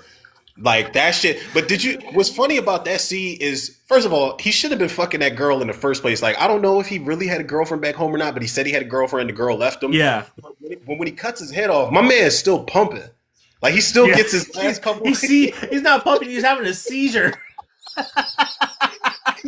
he still gets his last couple pumps in, and I'm like, you know what? Good for you, bro. Good for you, man. Like, you went out, and then the girl, and then the girl gets it right in a coochie. Yeah, she does. I'm like, and it gets stuck in there too. Like, and they give you that classic. That's the one where they give you that classic, like, blood splash on the tree moment. That shit. Oh God, that mean, listen. If a hatchet got stuck in there, like there was a reason that he folded when she told him to fuck her in the woods. Like she had that she had that snapper. She definitely had that snapper. You got a hat. He couldn't. Victor Crowley had trouble pulling the hatchet out that shit. Yeah, she had that snapping turtle. Yeah, and then the fucking chainsaw with the two hunters, just like I swear to God, like this is Kane Hodder's wet dream because he's actually doing all the kills that he wanted to do Yes. in New Blood, and they're actually being filmed. Uncensored. John Carl Beekler, was John Carl Beekler behind the effects? I can't remember. I Yeah, know he did it. He had a cameo in. He dies in the first. He's the first kill in Hatchet 2. I forgot. He's the dude that he gets his insides ripped out and he fucking gets strangled with his own intestines. with Bro, intestines. the opening kill of the movie lets you know, like, okay, yeah, we're definitely up in the ante. Tony Todd comes back. I like that they made Tony Todd a little more active. Like when they're in the woods hunting Victor Crowley, Tony Todd's in there. The dude that played Leatherface, Ari Mihailov, is the big dude with the beard and shit. AR. That shit, yo, yeah. Tom Holland is in this fucking movie. I'm like, Tom That's Holland's in this right. movie? He plays the uncle. He plays the uncle. I forgot all about that shit. How does he die? Oh no, he dies off screen, I think. He's kind of off screen. Yeah, you just see him like tussle with Victor Crowley. Yeah, and I don't know how. Like, listen, bro, I don't give a fuck what Child's Play movie you directed or what. Didn't he do Fright Night? You're not going to win against Victor. He did Fright Night and Child's Play. Yeah. Yeah, I would have been running for my life, right along with my niece. We both would have been running. Yeah, they get down, dude. And now I'm curious to see how they bring Victor Crowley back in the third one because Danielle Harris blows his fucking head off. No, I've only seen Hatchet and Victor Crowley. I've never seen 2 and 3. Bro. So I'm very curious to see where 3 goes. 3, I'll say 3 is a little weird for me because I feel like they pull back on the humor a little bit. I feel like they try to take part 3 a little more seriously than the first 2. I have a backstory to that, actually. Yeah, and it's like it's kind of weird, like how serious y'all are trying to take this. But Zach Gilligan's in it from Gremlins. What's the chick's Caroline Williams from Texas? Derek Mears is in it too. Derek Mears is in there. He's like the leader of the SWAT team, bro. There is a sequence in this movie, like you think of like Halloween Kills with Michael against the firefighters, but think more along the lines of like when Michael was going up against the townspeople, where they're actually trying to shoot and fight back. There's a scene where Victor Crowley against the police force and the SWAT team, bro. And it does not go the way that they think it's going to go. They think because they're heavily armed and all this shit, they got rocket launchers. They got rocket launchers and assault rifles, bro. I swear to you, I remember it being a fucking rocket launcher in the scene. They are armed to the teeth for Victor Crowley, bro. And I'm telling you, the shit goes so left, yo. You talk about getting busy. This is probably the highlight of I still haven't finished part 4, but that shit was the highlight of the first 3 movies, like entirely. 3 is fucking crazy. The tone of it kind of throws me off a little bit, though. So while he was writing 3, he was actually going through a bitter divorce with his wife, who worked with him on the first 2 movies. And so he was writing it, so that's why he was a little bit darker and a little bit meaner from what I understand. Yeah, it is. It is definitely meaner. Yup, darker, meaner, like more serious in tone. That is exactly what it is. And that makes sense. I did not know that. Shout out to Adam Green, man. Yeah, love to have him on the show because I would love to pick his brain about how he made these 3 movies. The fourth one is just I don't know. The fourth one is just I've tried multiple times. Like I'm talking like maybe roughly 4 or 5 times I've tried to get through that movie. It's not that it's bad. It's just like this ain't even really on the same level as, and I can't really follow the characters all like that. It's focused on the Asian guy. It's the Asian guy again, Perry Shen, but he's playing like the brother of. Like, are y'all He's the twin. He's the fucking twin in the sequel. I'm like, come on, man. Like, so damn. Good. How many of y'all is it? Like, yeah, Octomom is y'all mother. Because y'all just out here. You're a different fucking character in every movie, man. But I like that little joke. And he's like cashing in with this book about what he went through and all this other shit. And then Victor Crowley pops up in the swamp. The 4th one, I don't know. I hope they make a 5, though. Because Hatch is one of those franchises where it's like, you can definitely, you know what we didn't talk about was Tony Todd's death in part 2. Oh, yeah. Bruh. Gets ripped in half. And then he goes in and rips him out of his skin. Oh, and he's still alive. Dangles him? He's still alive. Like he's insane. You see his face, like he's like, fuck. He's still alive. He's still alive. And Ari Mihailov. Remember, he made him bite the table, and then he Yeah, kicks the fucking head, and the top of his head just slides across the table, bruh. Yeah, Victor Crowley definitely came to party in part yeah. two. All right, so that Part maybe two, he, we'll have two on our list. That's the same. Because I did not expect you yeah, to have two on your list. yeah. That's not the one that I thought you would have. Actually, I thought it was either going to be another movie, but that's interesting that you had Hatchet 2. But Hatchet 2 is my number 5. You anything you want to add to that? Um, no, well, I never really thought about it because I'm like Danielle Harris super fan and shit. But you made a good point about her accent being really bad, bro. Like the first Yeah, girl, it was like the first girl. It did come way more naturally. I didn't know she was really from the South, but then when you got Danielle Harris like trying to recreate it, it's like. Ooh, it's like now you know what I JC wonder. Mandy felt like when she had to play you. Yeah, Ugh. I wonder. I wonder how they're gonna treat that in the third one now. So I'm very curious to see if she still has the accent or not, or if she drops I, it I don't entirely. I don't remember if she is if she I really don't remember. She's got a badass introduction, like a reintroduction in part three though for sure. After that ending, and then Caroline Williams. Caroline Williams is basically playing her same character from Texas Chainsaw Massacre. She's like, "You met Victor Crowley. I need an interview. I need an exclusive interview." It's like, bitch, like, come on, man. She has a badass post credit scene of Victor Crowley. So Who? Danielle Harris. Hair. Yeah. And I gave her a pass because I hate recastings just as much as the next person, especially main fucking characters. Like, but I was like, oh, it's Danielle Harris. I'll give it a pass. But like, it is kind of annoying. Like when you try to watch them in order, it's kind of distracting. Like when you just Yeah, it see, no is. matter It how takes you great she out. is. Yeah, exactly. That's any big recasting in any fucking horror movie. Honestly, Yeah. Seriously, I refused to watch that movie under protest, and I just caved because I'm like, okay, I need to see if he really did come to play in the second one. And yeah, Victor Crowley did not fuck around. And I'll tell you yeah. who else didn't fuck around in their second go round: Art the fucking Clown in Terrifier 2, because this motherfucker not only came to fucking party, he came to fucking blow up the fucking house Yeah, that it and was in my honorable splatter that shit. mentions. It was in my honorable mentions. I wanted to put it on my list. I was like, fuck. I was like, I can't. But I couldn't remember all of the kills that were in it except the bedroom kill. That was the main one I remembered, and I was like, The that dick that scene, one the dick scene, where he sticks the glass in the dick. in part two. Yeah, at the end, the dude in the truck. So when when they all go to the Terrifier ride and the dude's in the truck and he goes out to take a piss and Art the Clown sticks the glass right into it, into his urethra, Does it listen? So the and he ending, I sticks did it like all the way Terrifier too. in. I like Yeah, Terrifier too, but the ending kind of lost me with the Excalibur sword with the final girl. I was yeah. like, wait, is she fucking supernatural now? Like that shit kind of lost me when they went to like the town fair or whatever it was at the end.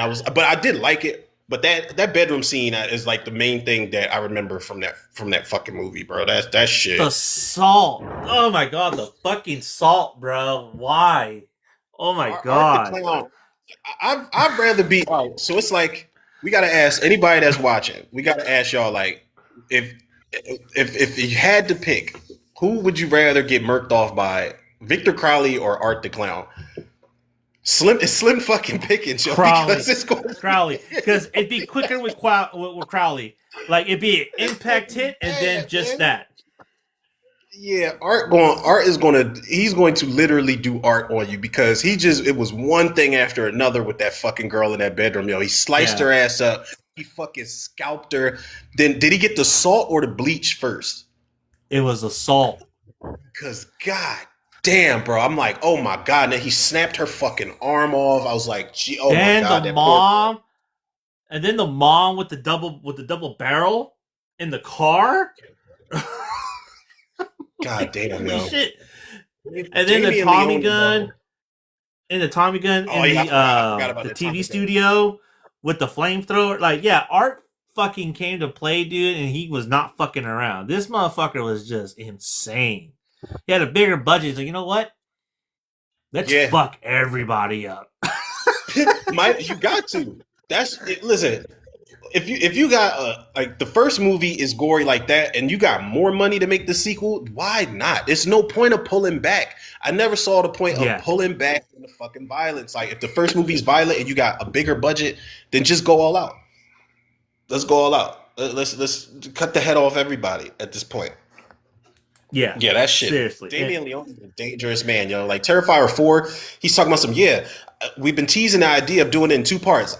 Please don't. Like, please don't. I love those movies, but come on, man. Like the Terrifier those are like the only those movies test my gangster more than Saw. Like Saw and like Hostel and shit. Like them torture porn movies. Terrifier is just a different fucking breed of gore. It's and a just snuff film. It's literally a snuff film, bro. Yeah, man. Like you saw 3, right? Yeah, I saw 3. The mall like, scene, like, I'm like, that is bro, like, that was insane. You wore somebody's head, yo. Like you had somebody else's head on. And I'm like, this is when you know, like this is when you know, like this is uncharted territory right here, yo. And I respect it because Damien Leone, if you're gonna give me a slasher movie, give me some shit I've never seen before. I've never seen somebody wearing somebody else's head, like on the bus, public transportation. I mean, that might be some shit you see out here, like just regularly, depending on what time you catch public transportation. Though, like if you get on the L train, like at like 2 a.m, you might see that shit. You might. You might see a real life Leatherface. Bro, I'm telling you, it's like the wee hours of the night is when the fucking lunatics are riding public transportation, yo. I promise you. Take a ride on the midnight meat train. Listen, or would you? Okay, so would you rather be murked off by Art the Clown, Victor Crowley, or Mahogany from Midnight Meat Train? Crowley still say the same. Crowley. He's like, I'm sticking with Crowley. Because again, I know impact hit is the fatal hit. With Mahogany Crowley, and Art, it's gonna be they're gonna take their time. Well, Mahogany, I mean, Ted Raimi, he just hit him one time. Remember, he hit him with the meat tenderizer and his eyeball flew out. I mean, he probably was still alive for a couple seconds after that. But like, imagine like you not dying right away, and he hooks you up by your ankles and shit, and you just waiting to get to that last stop with them fucking parademons or whatever them gargoyles was at the fucking last stop. Jesus, man, that movie. We don't need a part 2 of that. Somebody was like, they need to make a part 2 with Bradley Cooper. No. Part 1 was enough. No, remake that movie, but with practical effects. That movie would not hit the same. I would prefer if they did practical effects. I guess the way that they shot it, it was like it is shot really. It's almost too stylized for a slasher movie, but it fits with how the movie looks. But if you did it with practical effects, I don't know. Like who would you have direct a fucking Midnight Meat Train?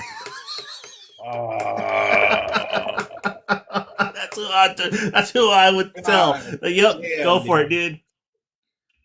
Go for it. Oh, because he's a special effects artist on top of it, so he would know how to budget for special effects.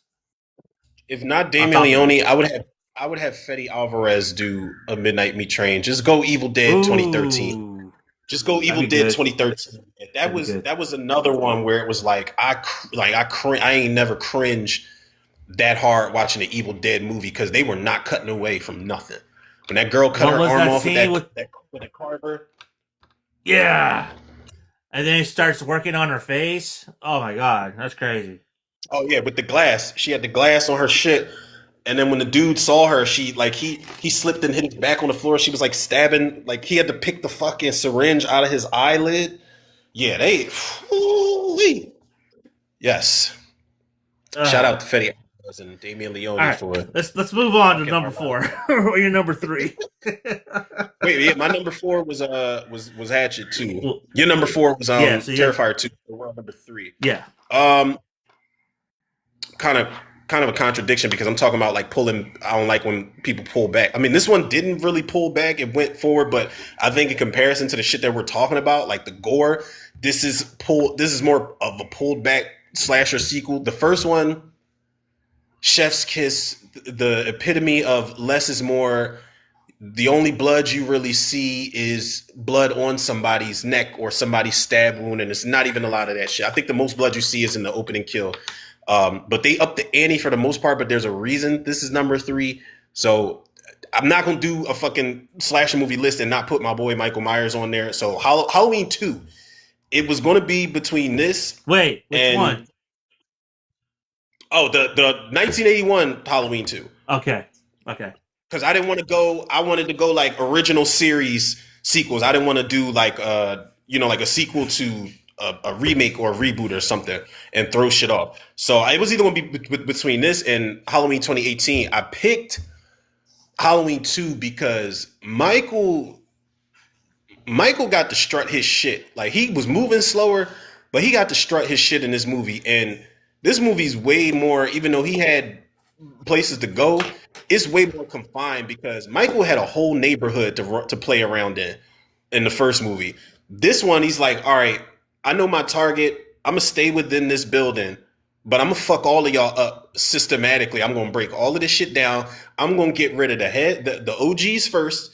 He got rid of Mr. Garrett, who was the worst fucking security guard ever, but he was security. He's like, all right, I'm gonna take him out first because this is slight work. This motherfucker I don't even know if he had a gun. For one, you got a flashlight. You're a flashlight cop. I'm going for you first. Killed Dr. Mix second. Got rid of Mrs. Alves and nobody fucking noticed. Then he killed Janet. Then he killed Bud and Karen. Like he was going through the entire staff of this. Like he was waiting. He was saving Lori for last. And I think the only reason he didn't what the fuck am I trying to say here? He was trying to save Lori for last, but what's the name just got in the way? The chick that he picks up with the scalpel and all of that shit. She just got. But yeah, Michael got to get way more creative in this shit. He got way more torturous in this movie. Boiling water. The boiling water. You're scalding people to death. He already strangled somebody first, but you're boiling faces in water. You're bleeding people out with IVs and shit. You're sticking needles in people's eyes and putting air bubbles in their skulls and shit. I'm like, yo, Michael is fucking at his. He will always be at his creepiest in Halloween 2, bro. I don't know what it is about him and just the vibe of Halloween 2. That shit is, the first one's scary, the second one's creepy. I don't know what it is. Michael is just he's Papa's got a brand new bag in Halloween 2, bro. I'm telling you, like Michael is just. He is reinventing himself in that movie. Like you're walking through glass doors, you're walking on fire, you're taking bullets to the eyeballs and shit. Like you took 5 extra bullets from Loomis when you walk through the glass. Like he is just unhinged, like completely unhinged, not in the fucking driver's seat when he walks. Like that shit. Halloween 2. Yeah, I agree. I think that's actually a good one because that was actually juggling between that and another Halloween movie on my list. But yeah, Halloween 2 is on my honorable mentions for that same reason, because he was not fucking around in that. He was on a revenge tour throughout. I'm like, holy shit. Fool got shot 6 times, bro, and got up like 50 Cent. It's like, you know what? Fuck this. I'm going to go Ja Rule some people right now. Brushed himself off. Didn't need no new overalls or nothing. He brushed himself off and walked right the fuck away. Like it wasn't nobody's business. 5 miles to the nearest hospital. And Michael, you gotta respect. Like he kills randomly, but he's so G'd up that he looked at the L rods. Like when he took that knife, he looked at the L rods and was like, "I'm not gonna get no cool points for killing these motherfuckers." Like the husband's asleep, the wife's got her back turned, and then he's like, "Oh, I made the news." Like, all right, cool. Like I'm out. Thanks for the knife. Like, and then he just rolls out and he kills the girl who comes to be nosy and check on the neighbors and shit. Which he kind of didn't get no cool points for that because she was minding her business, man. She was just checking on the fucking neighbors. But Michael's like, "Oh, you want to be nosy?" Out of nowhere, like, yeah, that's it. I guess he figured he didn't want her to call the popo, so he had to get she was on the phone talking too much. But yeah, Michael, right, he was playing around. sticking with Michael Myers again, like I was saying, I was juggling between this and H2, Rob Zombie's Halloween 2. Because, in my opinion, I do believe that this is actually one of the most brutal Michael Myers that we have ever seen on screen. This Michael Myers did not fucking play at all. Even though the body count isn't high, but what you do see on screen and what he does do is fucking vicious. What he did to those ambulance drivers at the very opening Oh is my god, crazy. yo. What he That does to that was what really. Annie toward the end of the Oh yeah, film is fucking like, what the fuck, man? Like, Michael yeah. Myers is a menace. He's literally a force of destruction throughout that entire movie. And that's something that we rarely see in those films. Unlike Halloween 2, where he is like a force of destruction because he is just paving a way of destruction to the hospital. You see the exact same thing in Halloween 2, in Rob Zombie's Halloween 2. And he's just making his way home. Like he's just trekking through the Yeah. countryside, just trying to make his way towards Haddonfield, but just casually catching bodies on the way. But bro, like when I first saw H2, was that 2009 when that shit came out? Like Mm-hmm. when he cut that dude's head off, when he cuts Richard Brack's head off in the car, I got comfortable. I say this all the time. Like I'm like, all right, let's put our seatbelts on and strap the fuck in because I don't know if we was that the first severed head we got. No, they cut somebody's head off in Yeah. Resurrection, but it looked like shit. It looked like shit. It looked like a fucking prop head that was in it. Remember the two security Yeah. guards when he went after Lori and it was in the dryer? I was like, come on, man. We saw this in Identity. Just stop. When Rebecca De Mornay's head was in the dryer, just cut the shit. Cut the fuck out, y'all. Like, just stop. Yeah, how H2, like, people say what they want. One thing you cannot take away, I don't give a fuck how he looks. Michael Myers is a brute force Mm-hmm. in H2, bro. He is not playing. Like, when he went to the strip club and the bouncer Harold was, or Howard was taking the trash out, he hit Michael with all of his strength, and all you could see was him, like, wiggle his wrist. Like, he just broke his fucking hand. And you knew, at that point, just run. Like, if you hit somebody with all your force and they don't even budge, and you just, like, loose wristed, then he choke slammed him to the point where he threw up and then stomped on Yeah. his fucking head like 12 times. I was like, oh my God. And then strung him up by Halloween lights. Then that other dude, the guy that owned the Rabbit and Red Lounge, when he broke his fucking hand and you see the bone flip out, like, bro, Bump, oh pop my it out. God. Yeah. Yeah. Yeah. And the And I stripper know chick people have. busted her shit up real good against that mirror. Yeah. That glass. Fucked her up bad. Not just once. I think he hit her like a couple times Couple and times because smeared her fucking face all over it. he spared her, but she ripped his mask. Remember, she was fighting back and she ripped his mask, and that's when he hit her Yeah. against the wall first, and then he started smashing her into the mirror, and I was like, God damn. God damn. Yeah, man. Even Michael, even when he kills Loomis in was it the theatrical cut? Yeah, it was the theatrical cut. When he stabs Loomis up, he just nonstop, or he starts slicing him up and all that shit. And then you see, like, he picks him up and then he drops him and then he just starts going to town with that big ass hunting knife he's got. God damn it, man. He stuck Mark Boone Jr. onto the antlers, onto the, like, on their truck. Remember they were driving in the truck with the antlers on the front? He stuck them onto the antlers. Bro. Ah, goddamn. Yeah. I mean, again, Halloween 2, people can say what they want, but again, you can't take away that Michael was just. He was just on one. And again, you don't see that kind of side of him till like maybe Halloween Kills or even Halloween 6 to an extent. You know what I mean? Yeah. It took 6 movies to see Michael Myers' full potential. And I feel like Rob Zombie did it in 2 movies. Yeah. That's why I don't complain about it, because people are like, "Oh, this isn't Michael Myers." It's like I've seen so many different versions of him. Like we've seen him in the shadows. We've seen where there's way more of him in part 2. We've seen him back in the shadows and bulked up in part 4. We've seen him his emotional sensitive side in part 5, where this bitch ass nigga cried. He fucking cried in part 5 and shit. Then you see, yeah, that was his dramatic side. Michael was letting us know, like, look, there's a lot more to me than this killing shit, man. Like I got feelings too. Then 6 was just brute Michael. H2O was Ghostface Michael. Resurrection, I don't know what the fuck Brad Lorry was going for. This was like, yeah, this is reality TV, Michael. I don't I don't know if I want to be Dick Warlock or Nick Castle. I hated his fucking movements in Resurrection. I'm not gonna start it. Let me shut up. We can No, move don't on. I'm not start, gonna man. st- Again, I'm not. You know it's a trigger. I'm not gonna do it. I'm not gonna do it. I'm not gonna yeah, do it. don't do it. Don't do it, because then you're then It's we're like gonna be here for fucking like another Tourette's, 10 y'all. minutes. I'm not gonna do it. I promise. I promise y'all. I will All not. right. That's my number 2 is Rob Zombie's Halloween 2. I feel like that one deserves a little bit more love than it gets. It So does. Absolutely fucking agree. that's the All one that right. I thought we might have. Listen, I thought about it. I thought about it. I thought about it, but I was like, it's the original. But It's the I do original see your H. point with part 2. I do see your point with part 2 though, because like that is actually a really good version of Michael Myers as well. And 2 does not get Yeah, enough respect either.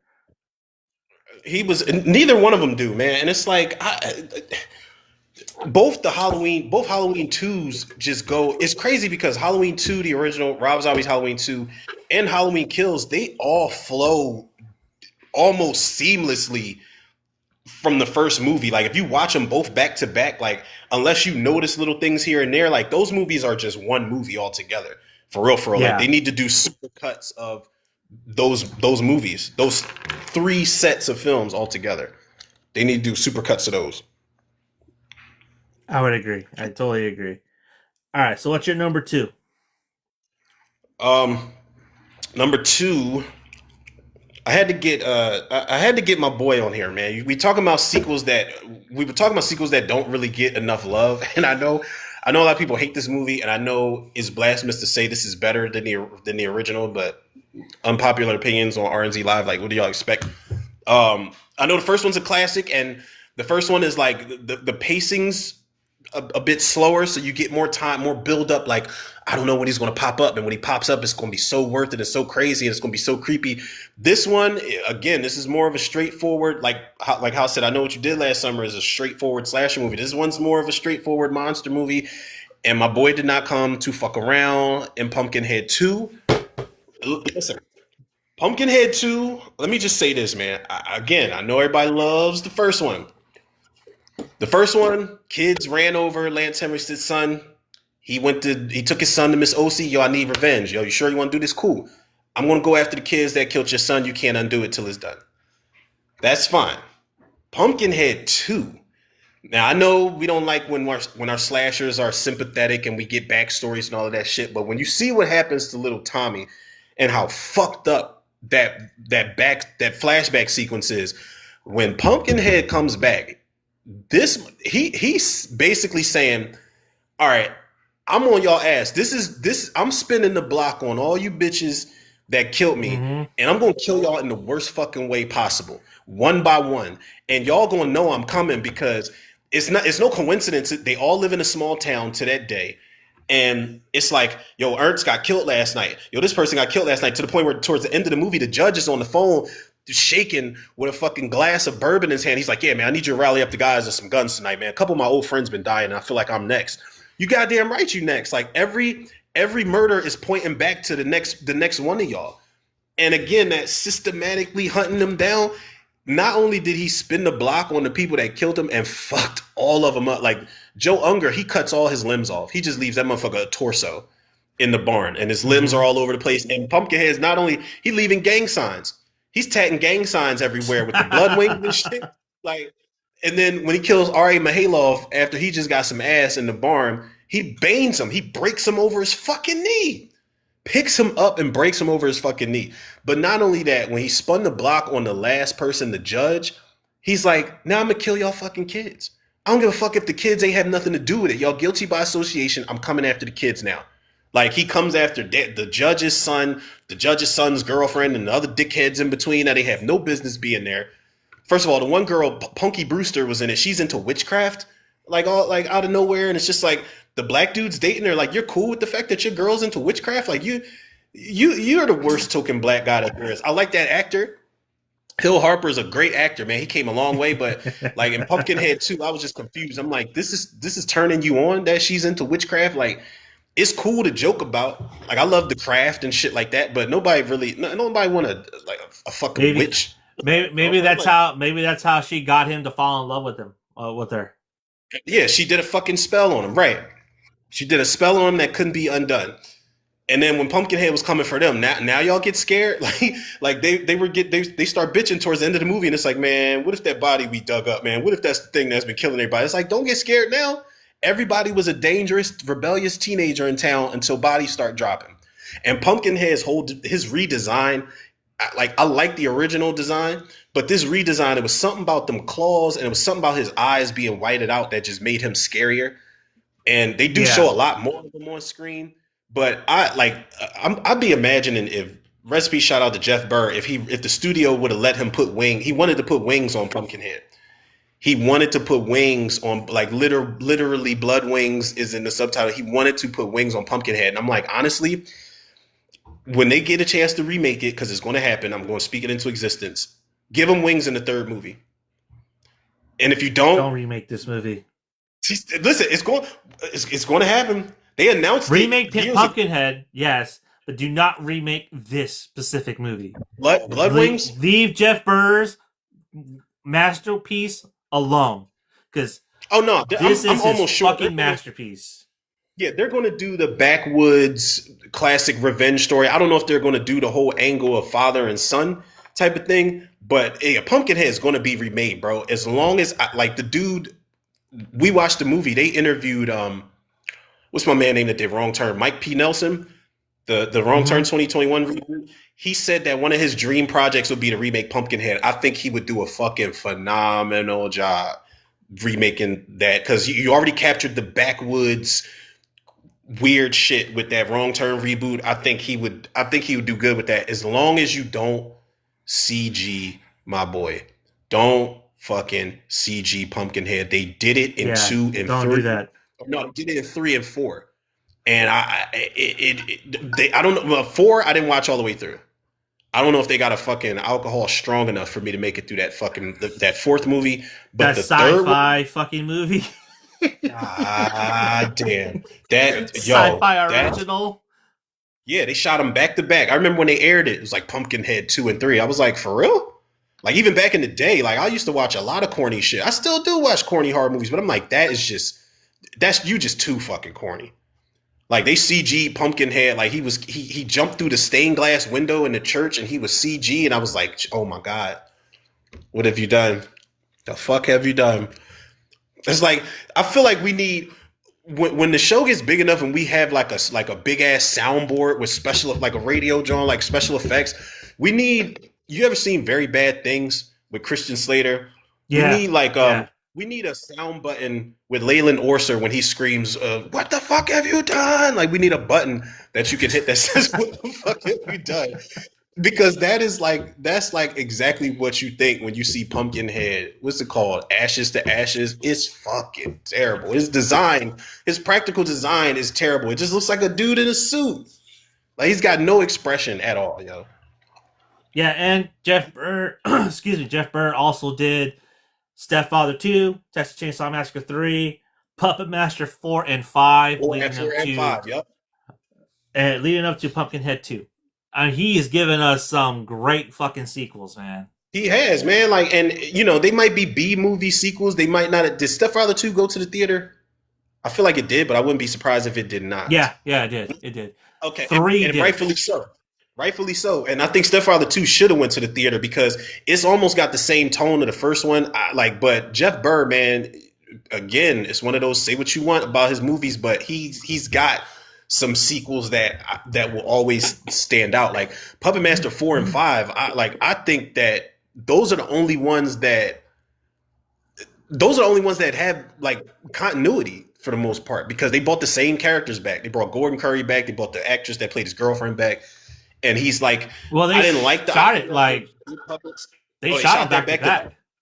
Okay. Yeah, they shot them back to back. Yeah, I went back and watched them, and I was like, I can actually appreciate the shit out of Puppet Master 4 even to this day. Like, because they respected him as the new Andre Toulon, basically. Like, they were under his order.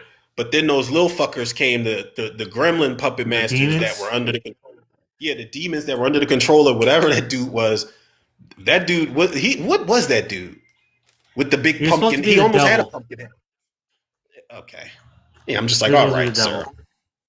Yeah, Hold on, bro. Let me that's grab what this it juice real is. quick. I'm All parched. right. Juice.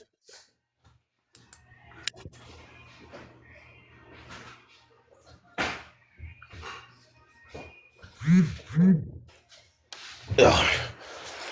I'm not day drinking, All by right. the way, people. I'm not. For anybody that, you suck. If they're like, oh my God, is he? No, it's The fucking red orange juice, cups. okay? Yeah, they see me double cupped up early in the morning. It's like, nah. Well, We got technically, fucked it's up the last. afternoon with you. Afternoon Oh, in yeah, it your is. time zone.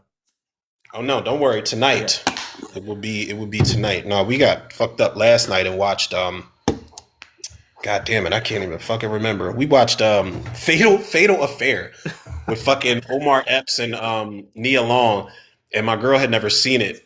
So she was like, "Is it good?" And I'm like, "Honestly, this feels like Tyler Perry directed it. Take it how you want it, but it's not. It's Fatal Attraction. It's fucking Fatal Attraction with Omar Epps and Nia Long's the married woman who don't really, she's not into her husband like that, but then like formulaic shit. Lakeview Terrace. You should check that one out. That's actually good. Because that's Yeah. like, as much as you want to root for Samuel L. Jackson, he's a dick. He's a dickhead in that movie. Yeah. I just don't like. I That's just can't take fucking Patrick Wilson seriously as like him being like assertive and a tough guy. It's like, dog, like somebody will slap the shit out you, yo. I can't. That's why this new Cape Fear reboot, him playing the Sam Bowden character. I'm like, bro, like you could have got somebody else. Patrick Wilson is the least intimidating person I've ever fucking seen, yo. or Obsession. You ever seen that one with Beyonce? Yeah, that wasn't bad. That wasn't Um, bad either. but Idris Elba was a dickhead too. Because why you even playing? Yeah. Right? That's another good topic too. Better Fatal Attraction ripoffs. Ooh, yeah, yo, I'm with it. I'm with it because it's tons of them. Tons of them. It's some really good ones, though. But there's some really shitty ones, too. There's some Lifetime super ones. shitty. All right, my number 2 is all right, I don't know how to preface this, but I'm just gonna say my number 2 is Child's Play 2. Ooh, you fucker. So that was one of my honorable mentions. It almost made my Yeah, list, this like honestly, this is a Respect. mean little bastard in this one, dude. He is a Yes, he mean is. fucking bastard in part 2. We don't see this Chucky again until I think Curse of Chucky. Because by 3, Bride, and Seed, he's kind of comical. This one, he's not very comical. He's pissed off. And he Yeah. wants what he wants. Especially in the third act. Yeah, bro. Respect. And then he beats the shit out of the teacher in the closet with the ruler. Oh, listen, that was warranted. Oh my God. I love that fucking scene. You know why? Because, and God rest her soul, could not fucking stand her. She reminds me of one of my elementary school teachers to a T. God damn it! Oh my lord, bro! I always loved when he killed Mrs. Kettlewell with that fucking ruler. When he pops out that closet with that air pump, bro, so fucking satisfying. Because she was a bitch. Like, why'd you have to be? She was such a bitchy teacher, yo. Andy, the young boy plucked Andy in the back of his fucking head. And Andy's like, get lost, microchip. And she's like, Andy, I have something for little boys that don't do their work. But then she saw the fuck you bitch written on the paper, and she thought Andy did it. And he's like, I didn't. It's like, you didn't even hear his side of the story. Like, damn. And then you locked him in the classroom. That should be against the law. You should have Not lost in your the fucking classroom, teacher. in the fucking closet. Like you should have lost your fucking teaching license for that. Like you're out of control. You're out of control for that. And then the toaster.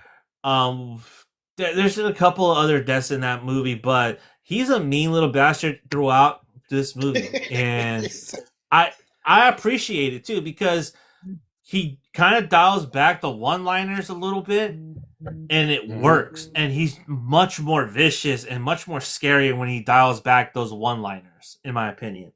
You know what I mean? And he almost gets close to like possessing Andy. That's what makes this movie Yeah, awesome. He's so in the close factory. in the factory, and it's Yeah, just and it like, oh doesn't, my and it god. just doesn't. He actually he pulled off the whole chant.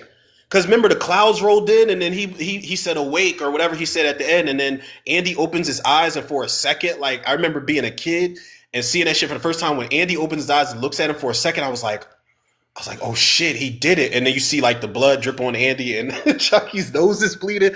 Bro, I'm not gonna lie to you, yo. My sister got me like the the collector's set of I think like the first several movies or so.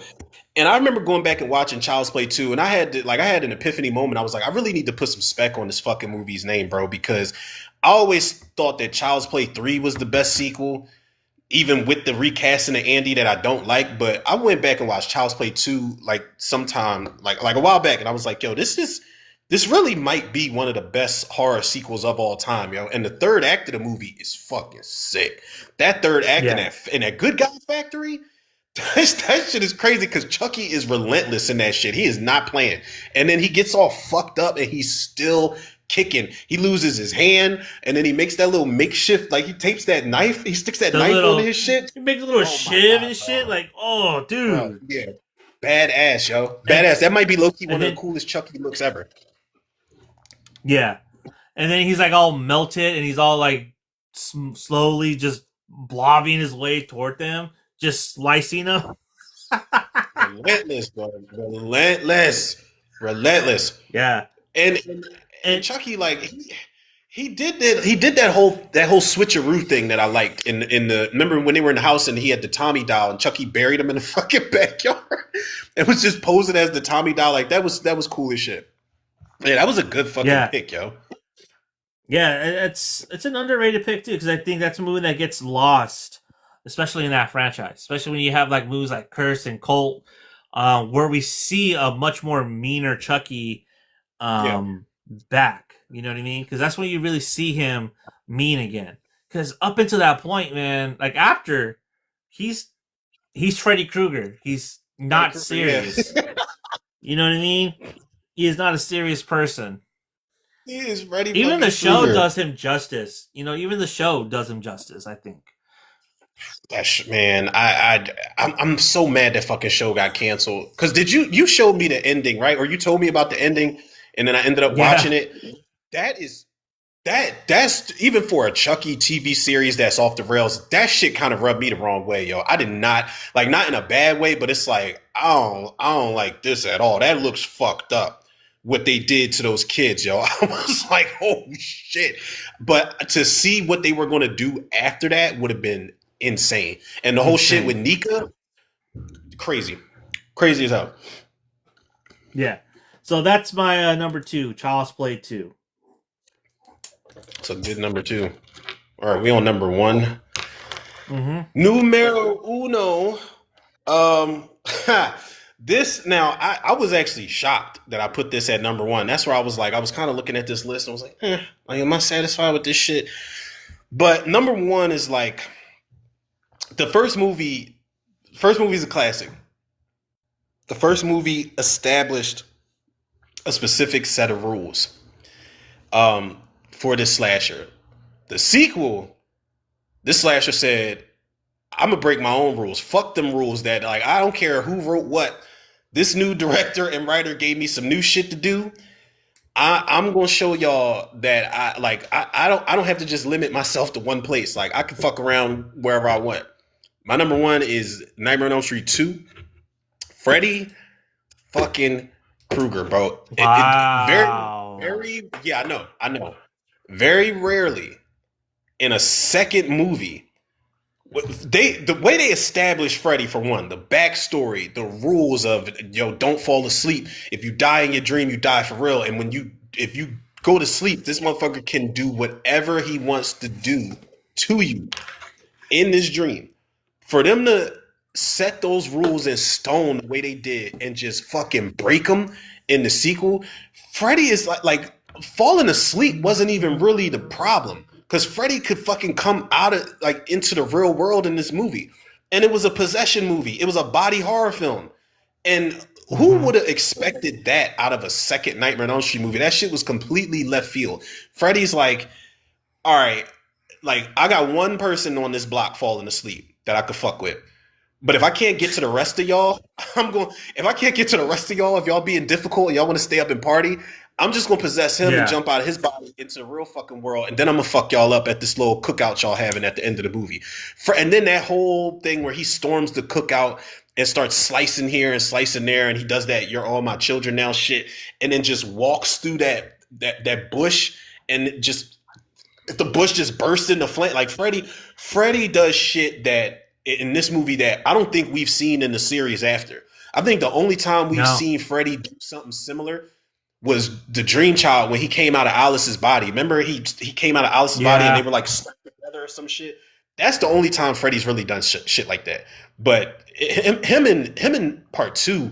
Plus, I think up until New Nightmare, that was the scariest version of Freddy for me. Like Freddy in part Yeah. two, like the way that they shot him, like when he's creeping past windows, and when you see him in the basement, like in the like at the fucking at the boiler and shit, when he's putting his hand in the fire, the way they film Freddy in this movie makes him scary as shit. The music makes him scary as shit. The way that they like when they do close ups on his eyes, it's scary as shit. The design doesn't look like he's never looked like that before. And I think they did that on purpose to give him like a redesign or something like that. Yeah. But yeah, two is The bus Freddy in part sequence. two. Oh The yeah, bus the bus sequence sequence and when the he whole goes up. crazy. Not even Crazy that. as hell. Even the second the ending bus sequence where he takes him out to the desert, Oh yeah, when busts his the hand hand. comes through the girl's stomach. Yeah, and we never got a The follow-up. bedroom scene where he does his best friend like through the door. Oh shit, Oh my bro. god, that's something about the way that shit looks and sounds. It is almost too realistic. Like the way that them gloves go through that, or them claws go through that door, and the blood is coming through, like seeping through the door, and they just go down. I was like, oh my god, and it was fucked up because Grady was actually a good friend underneath him being an asshole. Yeah. Schneider, when he killed Schneider, Freddy was just doing the Lord's work, like because Schneider was a fucking creep anyway. Like he was definitely making the world a better place. Like I know that doesn't really say much about a dude that was a fucking child murderer before he died. Why would you take your fucking student who you find at the bar back to the locker room? The S&M bar, by the way. Yeah, I'm like, what? Like, why would you do that? He was going to There's fuck some him. other intentions there, Schneider, maybe. Schneider was going to listen. Jack Shoulder can say whatever he want about. Oh, I didn't see any homoerotic undertones. Yes, the fuck you did, because they're all in the movie. The older All you over. get, the more you see them. Like I didn't really. It blew past me. Like I thought Jesse was just a little strange when I was a kid. But I was like, all right, he's still a cool final guy character. But then the older you get and the more you watch Nightmare 2, it's like this director's just not even trying to hide the shit. Like they're pantsing each other. Jesse. I'm like, come on, man. Like You're this like, is this director trying to work through something right now? yeah. And the whole like he didn't even try to hide it in Wishmaster 2. He's like, yeah, I'm not hiding the undertones. I'm just going to make this a gay supernatural slasher movie. The lawyer literally fucked himself. Debo was gay. He did Wishmaster 2? Jack Shoulder directed Wishmaster 2, bro. Look it up. No bullshit. I promise you. It makes sense now, right? It makes sense, right? Holy shit! Yes, it does. Remember Debo was the prison guard. And remember he was like, what do you wish for? He was like, I wish I could slow dance with you right now. Come to the cell. I was like, what the fuck is happening, Debo? I wasn't used to seeing him like that. That caught me off guard. Yeah, Jack fucking Shoulder, bro. Wishmaster 2. Evil never fucking dies. Like, yes. Oh my god. I'm telling you, bro. He Jack Shoulder got some splaining to do, man. I not DM'd him, but I messaged him on Facebook. Like I think like last year, like late last year or something, and told him I wanted to interview him. He never got back to me. But I wouldn't ask him I would probably just tell him, like, listen, I know everybody says Nightmare 2 has homoerotic undertones, but a lot of us don't care. We love that movie regardless. But some of me would be tempted to say, like, did you really not know? Because come on, bro. Come on, man. I watched that Never Sleep Again documentary, bro, and then I also watched that Scream Queen documentary that was done by Mark Patton. I have never seen that one. And so he actually gets Jack's shoulder, and he's like, "Yeah, I didn't know, but much later, I kind of realized it. There's some subtext there." I'm like, "Really, dude? There's some subtext there? Get the fuck out of here!" You do. That's like the fucking director of like Tu Wong Fu or something going like, yeah, man, I didn't think I was making a movie about drag queens or anything like that. This is just a Yeah, free spirited film. Just a free spirited film. exactly. Director of Brokeback Mountain, like, yeah, I wasn't trying to make a movie about two guys that were fucking each other in a tent. It was more about the I was story. No, I, no, I it was wasn't. making a film about two cowboy fans. Yeah, no, you weren't. No, the fuck you weren't. You knew exactly what the fuck you were doing. Jack Shoulder. He knew. Yeah, There's yeah, he no knew. fucking way you did not know, man. I ain't trying to hear that. And also, it's also you. Robert England stuck the blade inside Mark Patton's mouth. Come on, bro. Come And on. the way Freddie would act around Jesse, like he's all caressing him and shit. You've got the body, I've got the brain, and it's like you try and make my boy a little like. Listen, man, I'm not trying to be smart, but I love the movie, bro. But it's like, be careful, yo. Now, On the nose. Had Jack Shoulder would have did them undertones today, we definitely would have gotten a different version of Nightmare 2. Like you talking about on the nose, that shit would have definitely just been blatant about Yeah. it. And then the dance scene, also, I'm like, come on, bro. You literally have this dude twerking on his dresser On his drawer. dresser, yeah, his dresser drawer, yep, on his dresser drawer, and whatever that little party popper streamer thing was, he's rubbing it on his dick. I'm just like, yo, come on, man, come on, like Yeah. you knew. And it's You like, knew. listen, You Jack knew. Shoulder, if Jack Shoulder ever sees this episode, which he probably won't, but just in the God given chance that he does, we don't care. We just want you to admit it. So we Yeah. can know Just that, admit it. okay, you set out to make a gay Nightmare on Elm Street movie. I almost respect the ambition. Like the way, because you did everything in your power to set this shit aside from the original, which is ballsy. No pun intended. I promise y'all, it was Yeah. no pun intended. No pun We should, intended. we gotta be careful, bro. We have to be careful. I feel like we Yeah. haven't almost gotten ourselves canceled in a while, so we got to be careful Yeah. for sure.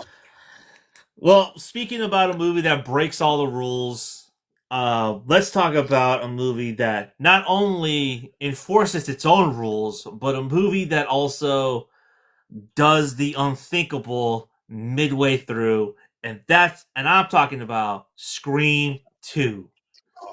This is Oh. arguably one of Ghostface's magnum opus, from the opening to Randy Ooh. to the studio scene to the motive, everything. Studio scene. And also the little tussle with Sarah Michelle Gellar, you know what I mean? Like, She had a good run, short lived, but she had a yeah, good run. it, Ghostface was just on another level. He was just operating on another level. And this movie just does something that no horror movie dares to do. It kills off one of its main principal cast members. Yep. And it Nobody does saw it it. in a way that is shocking, but it's also believable.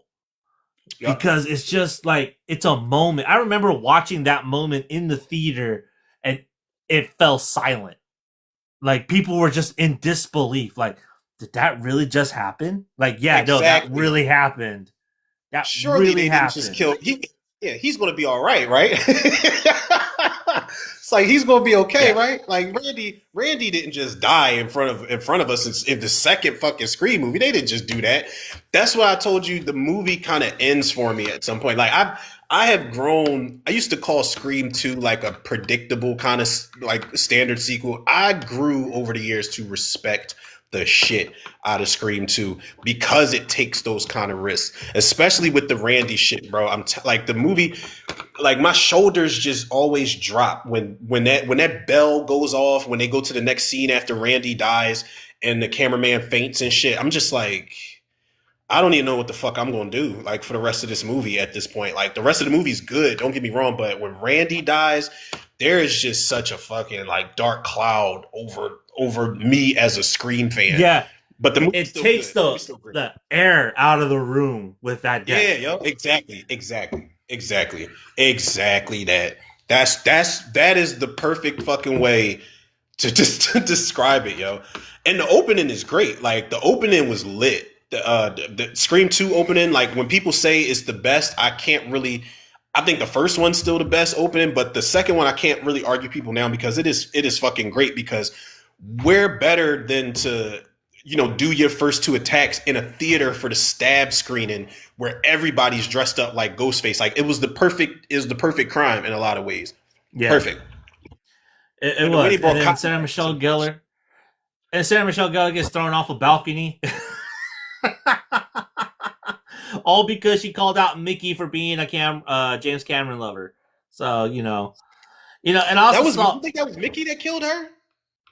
I actually saw a theory that said that it was Loomis's mom that did her. But I'm like, no, I don't think it was because I think it's Mickey because Mickey would have been a much more logical explanation because of that debate about sequels. Oh, that's right. She did say, she was like, you got a hard on for Cameron. He was like, I'm gonna kill a shit out you tonight. He definitely gave her a look. That's always the fun thing to go back on. Like, even if the writers don't know, that shit is always fun to go back and try to figure out like who killed who in the Scream movies, yo. With the exception of fucking Scream 3, because we all know Jenny McCarthy was the killer in Scream 3, right? Because we're such big fans. Yeah, no, it was the British actress that played oh my god, what was her fucking name? The girl with the pixie cut. That was dating Roman. What is her name? Oh my god, I want to figure it out without looking it the fuck up. She played the girl that played Angelina. Yes. Angelina Tyler. She was originally supposed to be the killer. Listen, I'm not giving up. I think she's alive. I think because she was supposed to be Roman's accomplice and they took that draft out, I still think they staged her death. Yeah. You go back and watch Scream 3, I'm telling you, bro, they staged her fucking death. She got stabbed in the shoulder. And I feel like Roman was like, listen, I'm gonna attack you. I'm not gonna tell you when, so we'll make it believable. And I'm gonna have to stab you, but we gotta make this shit look real. So when she stabs her, when she comes around the corner and he stabs her, she's screaming, but she sounds like she's struggling to keep up with the act. And then when they look over the railing, she's just like, her body just like slides away. I still think she's alive. I don't know. Yeah. I feel like if everybody's saying Stu is alive, I think Angelina's alive. And honestly, they should have brought her back for Scream 7. Listen, her and Parker Posey, God, I fucking love those two characters in that movie. I know Angelina didn't get a lot to do, but her and Parker Posey just was such good energy in that movie. Love that shit. Love that shit, bro. But that's my number one Scream 2. I think Ghostface was just on another level on that one. That was a good fucking pick. Yeah, I don't think we see that kind of Ghostface until New York. Yeah, in Scream 6. Yep. But Scream 4 is a bad movie. Scream 4 is okay, but there's not. It lacks the viciousness that 2 and 6 have. Yeah, Scream 4. I just wish the kills were way more brutal, man. Like I remember watching Scream 4 a while back, and that parking garage kill. I know it went differently, but the parking garage kill where he walks up to her and he just stabs her and then he just kind of just takes the knife out. Like even the knife looks like shit. Like you could tell it's a retractable blade. Like I don't know, something about the first movie where he stabs Casey, it's a retractable blade, but you buy it. Like it's always going to be a retractable blade. It works, yeah. You always going to have a retractable blade in the Scream movies, but it's all about how you film it and how it looks. Like, because in Scream The 4, some of problem with those. that, it's a close up. That's the problem with it. It's a close up on the knife coming out, and I think they forgot to switch out the knife. Even even in Scream 7, they still use retractable blades because when the dude from 22 Jump Street gets stabbed in the beginning, he gets stabbed twice before he gets stabbed in the head. Those hits to the chest, you know it's a retractable blade. Oh yeah, that's another thing that I wanted to touch on Scream 7. There was no big star dying at the beginning of the movie. I mean, the boy from 22 Jump Street. Get the fuck out of here. He's been in other shit, I'm sure. I don't know what else he's been. Don't. I haven't Like seen the that should girl have in been anything. someone else. Yeah, the girl I Should think have was some been like influencer or some shit. Should have been Sydney or Gail. Should have been Gail. Gail she's got more lives than a cat. You know that. I know. Cotton said it But best. What's that? When he said, he's like, Jesus, Gail, you got more lives than a cat. Or how about it? How would you have felt if McKenna Grace was the opening kill? Actually, I think that would have worked. That would have been great. Or they could have had Ethan Embry as the opening kill. People would have been like, who the fuck is this guy? Yeah, seriously. Is that Preston Myers? Preston Myers from fucking Can't hardly wait. Oh no, you know who would have been great? It should have been oh my god. Him and the girl that he liked and Can't Hardly Wait. Oh, but the girl he liked was Jennifer Love Hewitt though, right? Jennifer Love Hewitt. Yeah. So not her, but the other girl was his best friend. But the other but in Not Another Teen Movie, it's Lacey Kebert. Oh, yeah. So they should have had Ethan and Lacey as the two kills at the beginning of the movie. Honestly, that would have made me sad because I did not want to see her die in Black Christmas. She was in Black Christmas, the 2006 remake. Remember, she's the girl that's smoking. She's smoking on the porch, and then she throws the cigarette down in that hole, and then she has to go under the house and get fix the fuse box or some shit. And then she gets attacked by her sister, and then she gets that fucking garden tool stuck in the back of her head. I was like, damn, man, why they had to do that? Or the opening kill should have just been Glenn Powell. Ain't that his name? Oh, that would have been great. Yeah. Oh, hey, Star Fox. I know. And we had just talked about that last week. I was hyped, man. We got confirmation. I was so fucking hyped. But when I saw Glenn Powell, I was like, all right, man. I was like, I can deal with it because it's Star Fox. We've been waiting for our boy. We've been talking about him. We've been talking him up, and he is officially in that fucking movie. And somebody was saying that they hope that this is backdooring him to get his own movie, and I'm like, it's gonna happen. Like, if his character stands out enough, it's gonna fucking happen. Super Smash Brothers is gonna happen, but Star Fox solo movie gotta happen for sure. Smash Brothers, I think, is the next thing. Yeah, they'll do their Avengers, and then they'll let them have their fucking their solo ventures and shit. Because the Smash Brothers is who is Mario, Luigi, Star Fox is up, Kirby, man. Pika. How do you work around the Pokemons? That's because you have the trainer and Pikachu. I still got to see how you work around that. I have not seen Detective Pikachu yet. It's okay. Like, it's not great, but it's okay. I really, the selling point for me was when I saw a shot of the movie where it was shit going on a city block with the Pokemon, but I saw Snorlax in the middle of the fucking street sleeping, bro, and I was like, that's fucking awesome. I was like, that is fucking amazing, yo. I was hype as shit because Snorlax was my boy. He's just tired. Like, I can relate.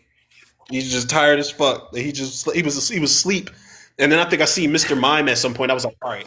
I wasn't a huge Pokemon fan. Like, I wasn't really into that shit like that much when I was growing up. But that movie was bringing back a lot of memories and shit.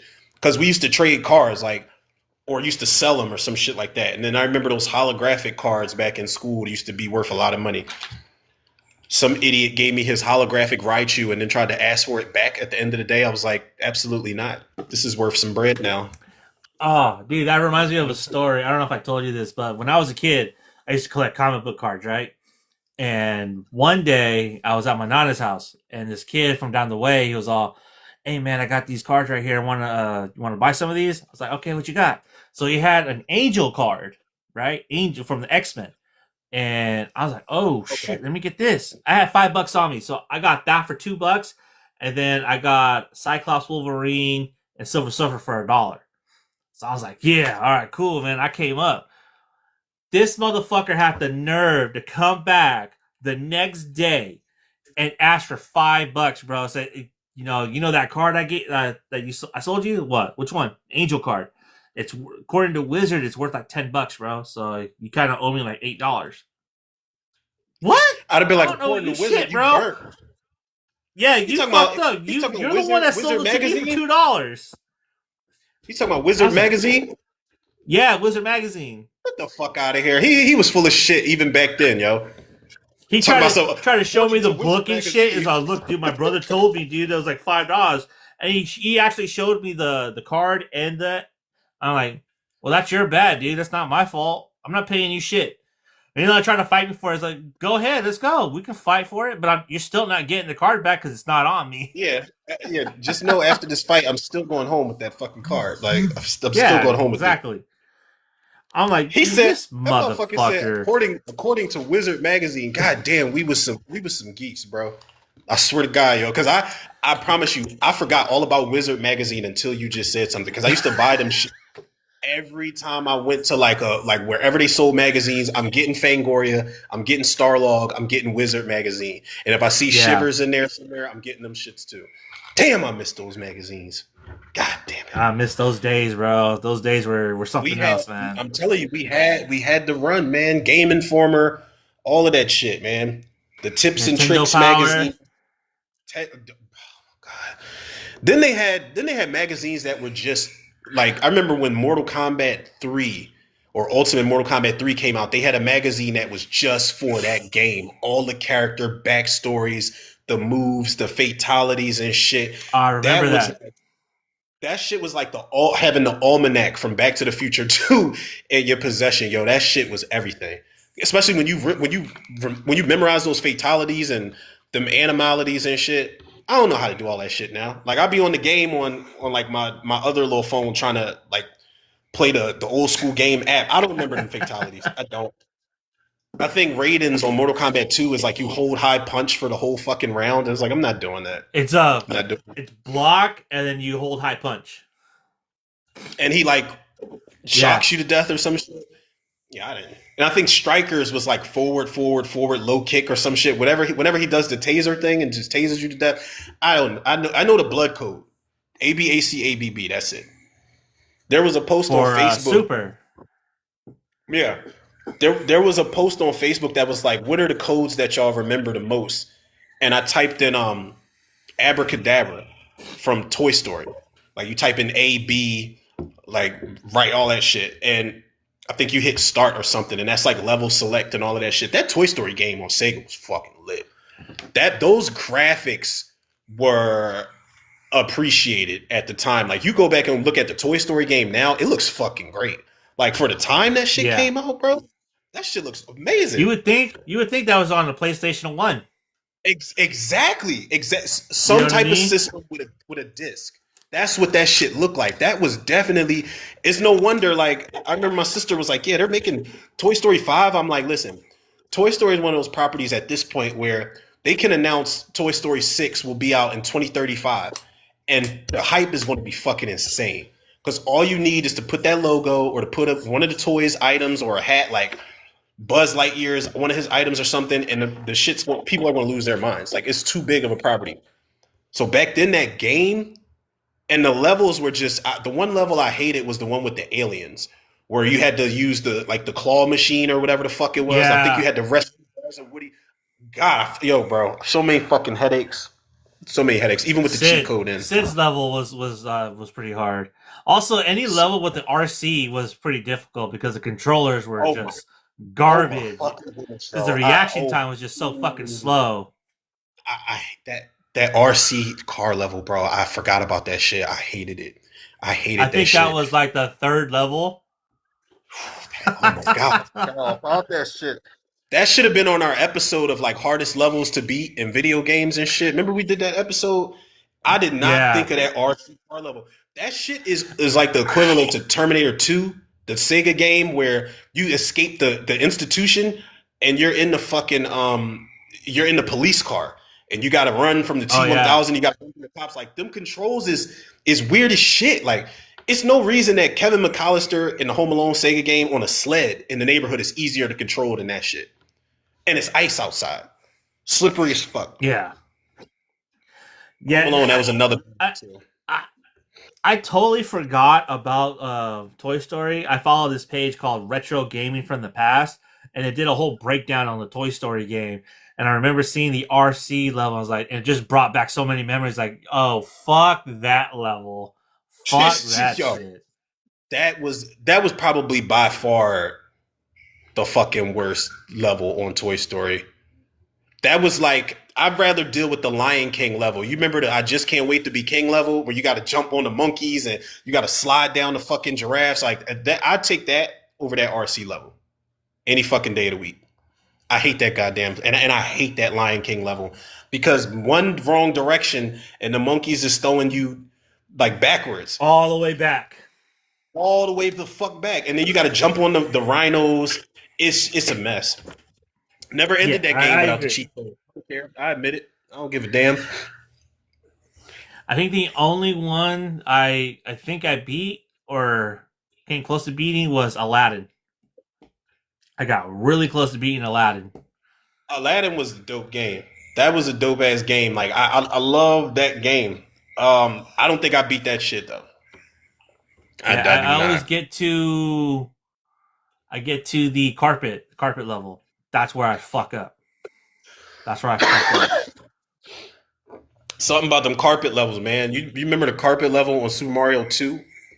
Where you got to take that fucking whatever that thing is Oh off the yeah, carpet and jump on it and ride the carpet. That's why, listen, people like I used to be character sensitive. Like if it wasn't Mortal Kombat or Street Fighter, I didn't really like playing with girl characters until I played Super Mario 2 and Peach was the only one that could jump and fly for like 5 seconds yeah. across the land. I'm picking Princess Peach every time. I don't care what y'all say.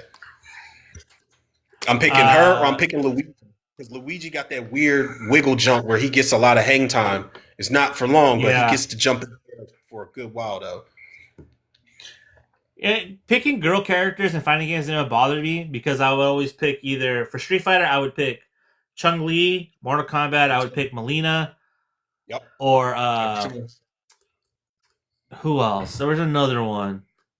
I would Yeah, pick those either are the two Melina main or ones. Sindel. Sindel. Fuck yeah. Sindel was Sindel. complicated to use. I felt she was complicated. Melina was easy to use. Like her controls Forward and low move kick set or forward high was kick. yeah. Where you do the teleport jump. Yep. Or you just hold the button and she throws those fucking sides at you. Yeah, Melina used to put in work. And I think she had the Yeah, little roll on the ground shit. Sindel, the only thing that used to fuck me up is when I get airborne and can fly, I can't get the fuck back down. It's hard to get back down. So now you got to just fly around and hope they don't kick you out the air. I'll just fly around and just evade you for the whole fucking episode. Sindel, speaking of which, I feel like people are not talking enough about her in Mortal Kombat 2 because we don't see a lot of her, but there's a shot in that last trailer where she's screaming at Sonya and Sonya's energy rings are just dissolving, yo. yeah, Sonya ain't got nothing for Sonya isn't over her fucking head. She don't even know who she dealing with. And I want to know, like, does Sindel get possessed? Because she's good in the beginning. Like, she's standing with all of the Edenian people, and King Jared is her husband. I guess when Shao Kahn kills him and takes over, overthrows Edenia and all of that shit. And Outworld, like, I don't know if he turns her evil or Quan Chi does it. I don't know. I almost I called that think it's motherfucker Rich Homie Quan. Rich Homie Quan. Holy Like, shit! but don't tell me that. Don't tell me that the fucking Mortal Kombat characters don't have rap names. Like, come on now. Like, they got some of the best rap names you ever heard in your life. Like Quan Chi. Like, if a rapper came out named Quan Chi, like, I'm automatically going to Yeah, think he's probably like half Asian, but I'll probably think he got bars. That's another Quan episode, Chi. bro. Like Mortal Kombat characters and like who who who would be rappers?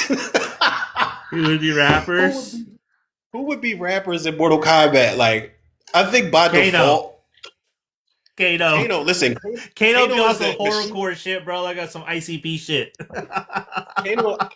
I was about to say Machine Gun Kelly. I don't know if that was a compliment or an insult right now. I'll let y'all be the judge.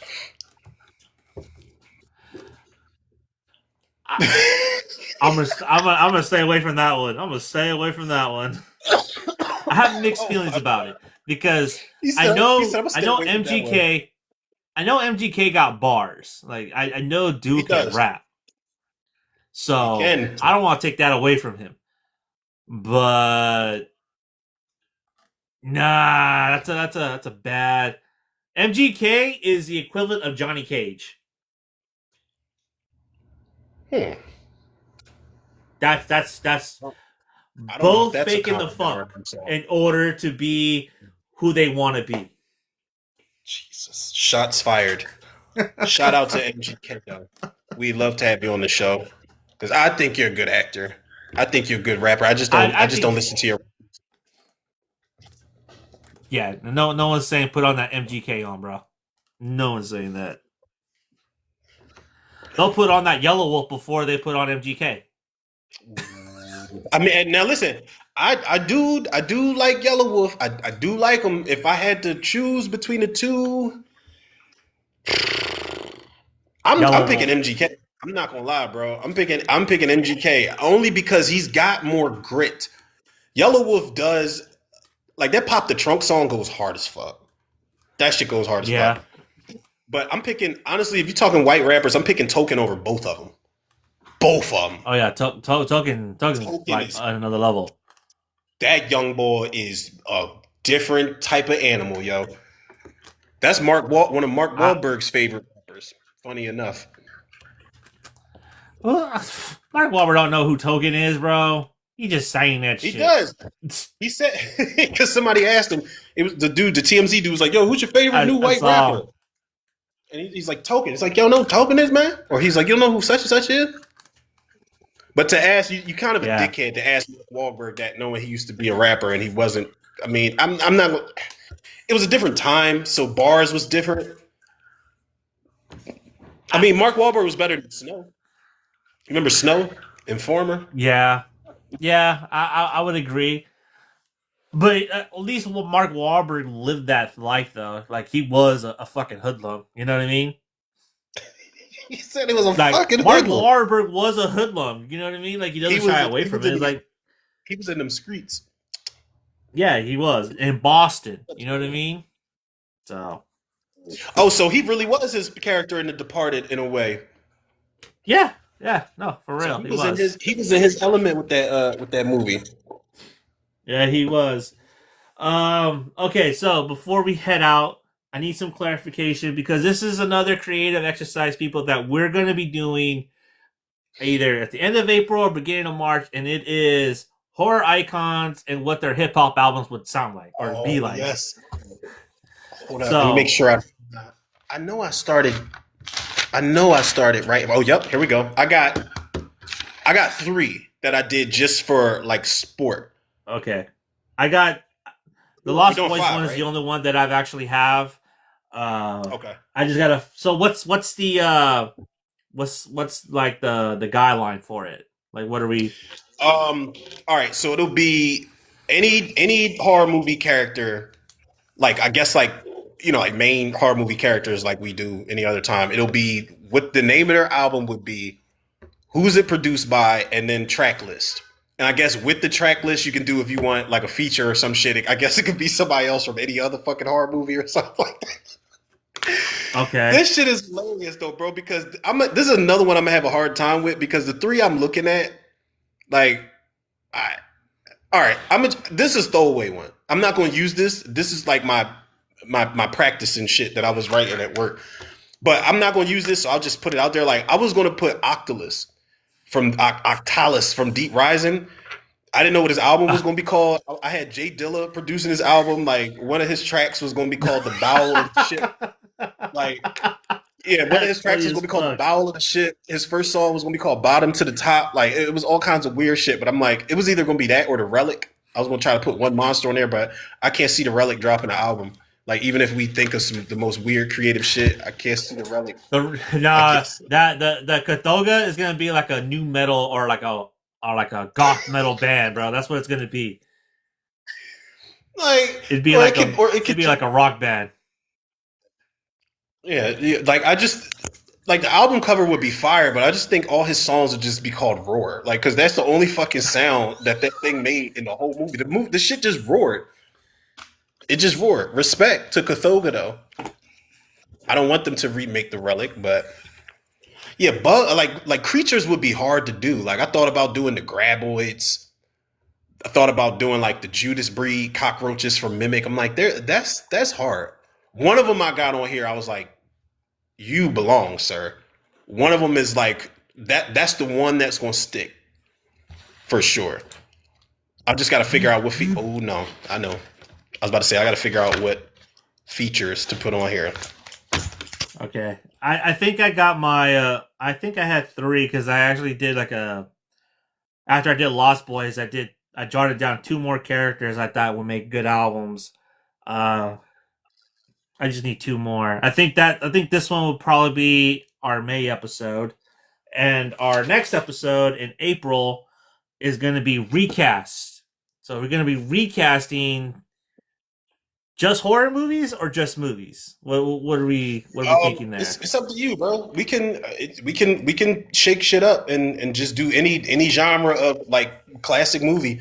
I'm pretty sure we're gonna piss people off either way. They're gonna be like, "Why would you remake this?" Because it's fun. The fuck? I got I have okay, well, if we're including non-horror movies, I pretty much have my list done. God damn it! All right, I gotta make something shake. I'll probably start working on that shit today at some point, today or tomorrow. Um, damn man, if we're recasting, I gotta stay away from it's this fucking AI page that I follow, and they recast like they put fucking John Cena as Ernest, and Ernest goes to camp, and when you look at it, it's like hold on, man, y'all might be on to something here. That shit is hilarious. But then they That take would it be too funny far. as fuck. They took it too far. They had Danny DeVito in Die Hard. I'm just like come on now, come on now. Nobody's paying tickets to see that shit. No, no Not one. even 1987. Nobody's doing that. All right, so I'm looking at our dates for April, thinking the 11th and the 25th. Write it down. 11.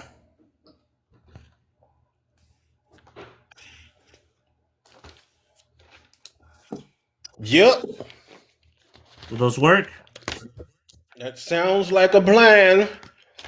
My daughter pretty much called dibs on the entire week and weekend since our birthday is this week. So I'm glad we got this shit done. I still don't even know what the fuck the plan is her birthday weekend, but I mean, even Isn't if her she's at the birthday on house, Easter? nah, her birthday's on the 2nd, but we're supposed to be taking Oh, her okay. out. We're supposed to be taking her out Sunday, but her birthday's on the 2nd. She thinks she's slick because she want to get her. I don't know if she want to get her gifts early or something. So I'm kind of like torn. I'm like, do I want to give her gifts when she comes over, or do I want to just wait until Thursday and do it traditionally? I don't know. Like I want to be the cool parent and just be like, here, you get your gifts early, and then I'll get you more gifts on your birthday. I don't know. Torn, man. And I gotta own up to it because she did good in school. She did everything she was supposed to do, and I was like, all right. She asked me for this fucking $100 Robux card. I was like, fucking $100 Robux. So she's just gonna spend it, bro. She's gonna spend it fucking immediately. Yep, that's gone. First I hour hate that. gone. Roblox is like the worst fucking game ever invented, yo. I hate it, and it doesn't even look cool. It's just blocks. I don't understand it either, dude. I don't get it either. That's but it's a generational thing. They're not gonna understand Super Mario and Duck Hunt. So I'm No, okay with that. They're not gonna yeah. understand Contra or Battletoads. I'm okay with that. So Like if I put on like if I put on Toe Jam and Earl for my daughter to play, she's gonna be looking at like, what the fuck is this nonsense? But I feel like if I put on Toe Jam and Earl 3, she might be into it. The one that was on Xbox, like the updated version, she might get into it. yeah, I could see that. Because it's a little bit more slicker on Xbox. It's not pixelated. That was that was my shit, man. All right, man. Well, I'm about to head on out. And thank you for everyone that joined in, dropped the comments. If you're seeing Yes, we this, appreciate happy it. Easter, because this will air. The replay will be airing on Easter Sunday. So, That's right. I don't know how I forgot so fast. Yes, we definitely and we'll appreciate yes, and we'll be back on the 11th, people. So, and that one will be our recasting episode. So we're gonna be recasting some of our favorite movies, old movies. So this is gonna be great. That's gonna be fun. Yeah, man. I'm already like, damn, like now that we done agreed on any genre, I'm like, all right, this shit gotta go hard, man. This shit gotta go hard. I might just pick one from every. That's gonna be hard too. Fuck. Just pick a Whatever. movie that you think would do better. I had a movie that I saw like last year that I thought would be better if you had just cast it the Cobra Kai kids. I don't remember what movie that was. I can't remember. I was about to say Power Rangers. No, it was a horror movie. I think it was like Summer of '84 or like Camp something. I know what you're talking about. I haven't seen Summer of '84 yet. Yo, before I know we about to close out, what I did watch, like earlier this week, have you seen the Scout's Guide to the Zombie Apocalypse? Yes, that movie's fucking Bro, fire, bro. bro, that like low key might be top 10 zombie movies of all fucking time, yo. I had never seen this shit. My girl's like, babe, have you ever seen this? I was like, nah. I was like, I'm all, I love a zomcom, and like Ty Sheridan and the other boy from Escape Room, and I forgot the other dude, but David Ketchner was in there, gets killed early on. The chick's a Yeah, badass. That's the bartender at the fucking at the strip club, bro. That movie, I was like, yo, this shit is actually like that. That shit is actually really good. And I might have to bump something out of my top 10 to make room for that shit. Cause that shit is one of the best zombie comedies I've ever seen. I might go as far as say that it's a better version of Zombieland. Ooh, And I'll stand by that because I think this is a better version of Zombieland. Honestly, it's a movie that I actually go back and watch. Zombieland is not a movie that I if it's on, I'll skip it. If this movie's on, I'm gonna watch it because this movie's Yeah, fucking hilarious. It's fun, and I can be more invested because the dynamic between the scouts the is a little scouts, bit yep, more the friends, yep. palpable. It's more I relatable. love their friendship. I love their. I was kind of pissed off that they did the whole, they did the whole super bad thing. Well, tell them we're going to Dartmouth next semester. It's like they always have that one fucking thing that's got to tear the friends apart, and then they got to reunite. But I guess you gotta have that in a movie like that. But them three, like even though they were kind of casting out the other kid, it's like those three together, that shit works. Like Ty Yeah, Sheridan was fucking great, and then when the credits were rolling, I was like, Christopher Landon did this shit. It's no wonder this shit is a great horror comedy because that's what he does best. And I'm mad as fuck that he's not doing Arachnophobia. He was supposed to do Arachnophobia. He was supposed to do Scream 7. I was like, God damn, man. Like two fucking missed opportunities for this dude. Completely missed. I know. I don't know what he's gonna work on next, man. But I hope whatever he does, man, I hope it's soon because the last movie Scream he 8. did was Freaky. No, wait, yeah, the last movie he did was Freaky. It was okay. It was all right. was all right. Like I like Happy Death Day, the Happy Death Day movies better, and that was a shock because I thought they were going to be shit. I thought they were going to be straight up ass cheeks, but Freaky was okay. Like some of them deaths were kind of decent, but Christopher Landon needs to just do Scream 6. I said Scream 6. Just do Scream 8. No, stay the fuck away from Scream. He was Go do your supposed to own do thing. Scream 7. He was supposed to do Scream 7. I know, from Radio Silence's script. Oh, that's right. That's right. So, They were still on. yeah, I mean, they had a writing credit, but he was gonna direct that, and he was gonna do some rewrites. But whatever, we'll He said, see. "Stay the fuck away from Scream." Yeah, do your own What if thing, they had- man, and stay the fuck what if away they from had- Blumhouse too. What if they had Uwe Boll direct Scream 8? Probably a vast improvement over Scream 7. I'll tell you that. I was about to say maybe that'll make you appreciate Scream 7, but I guess not. I Nope. guess not. God Nope. damn, bro. Yo, when this shit drops, we got to do like a watch along for Scream 7. I do want to do a commentary for it, but we got to do a watch along so you can tell the people how you really feel, like scene by scene from my friend. You just go on a fucking smear campaign for Scream 7. It's actually out on VOD now. We can, if we want. Maybe we should do that for the summer.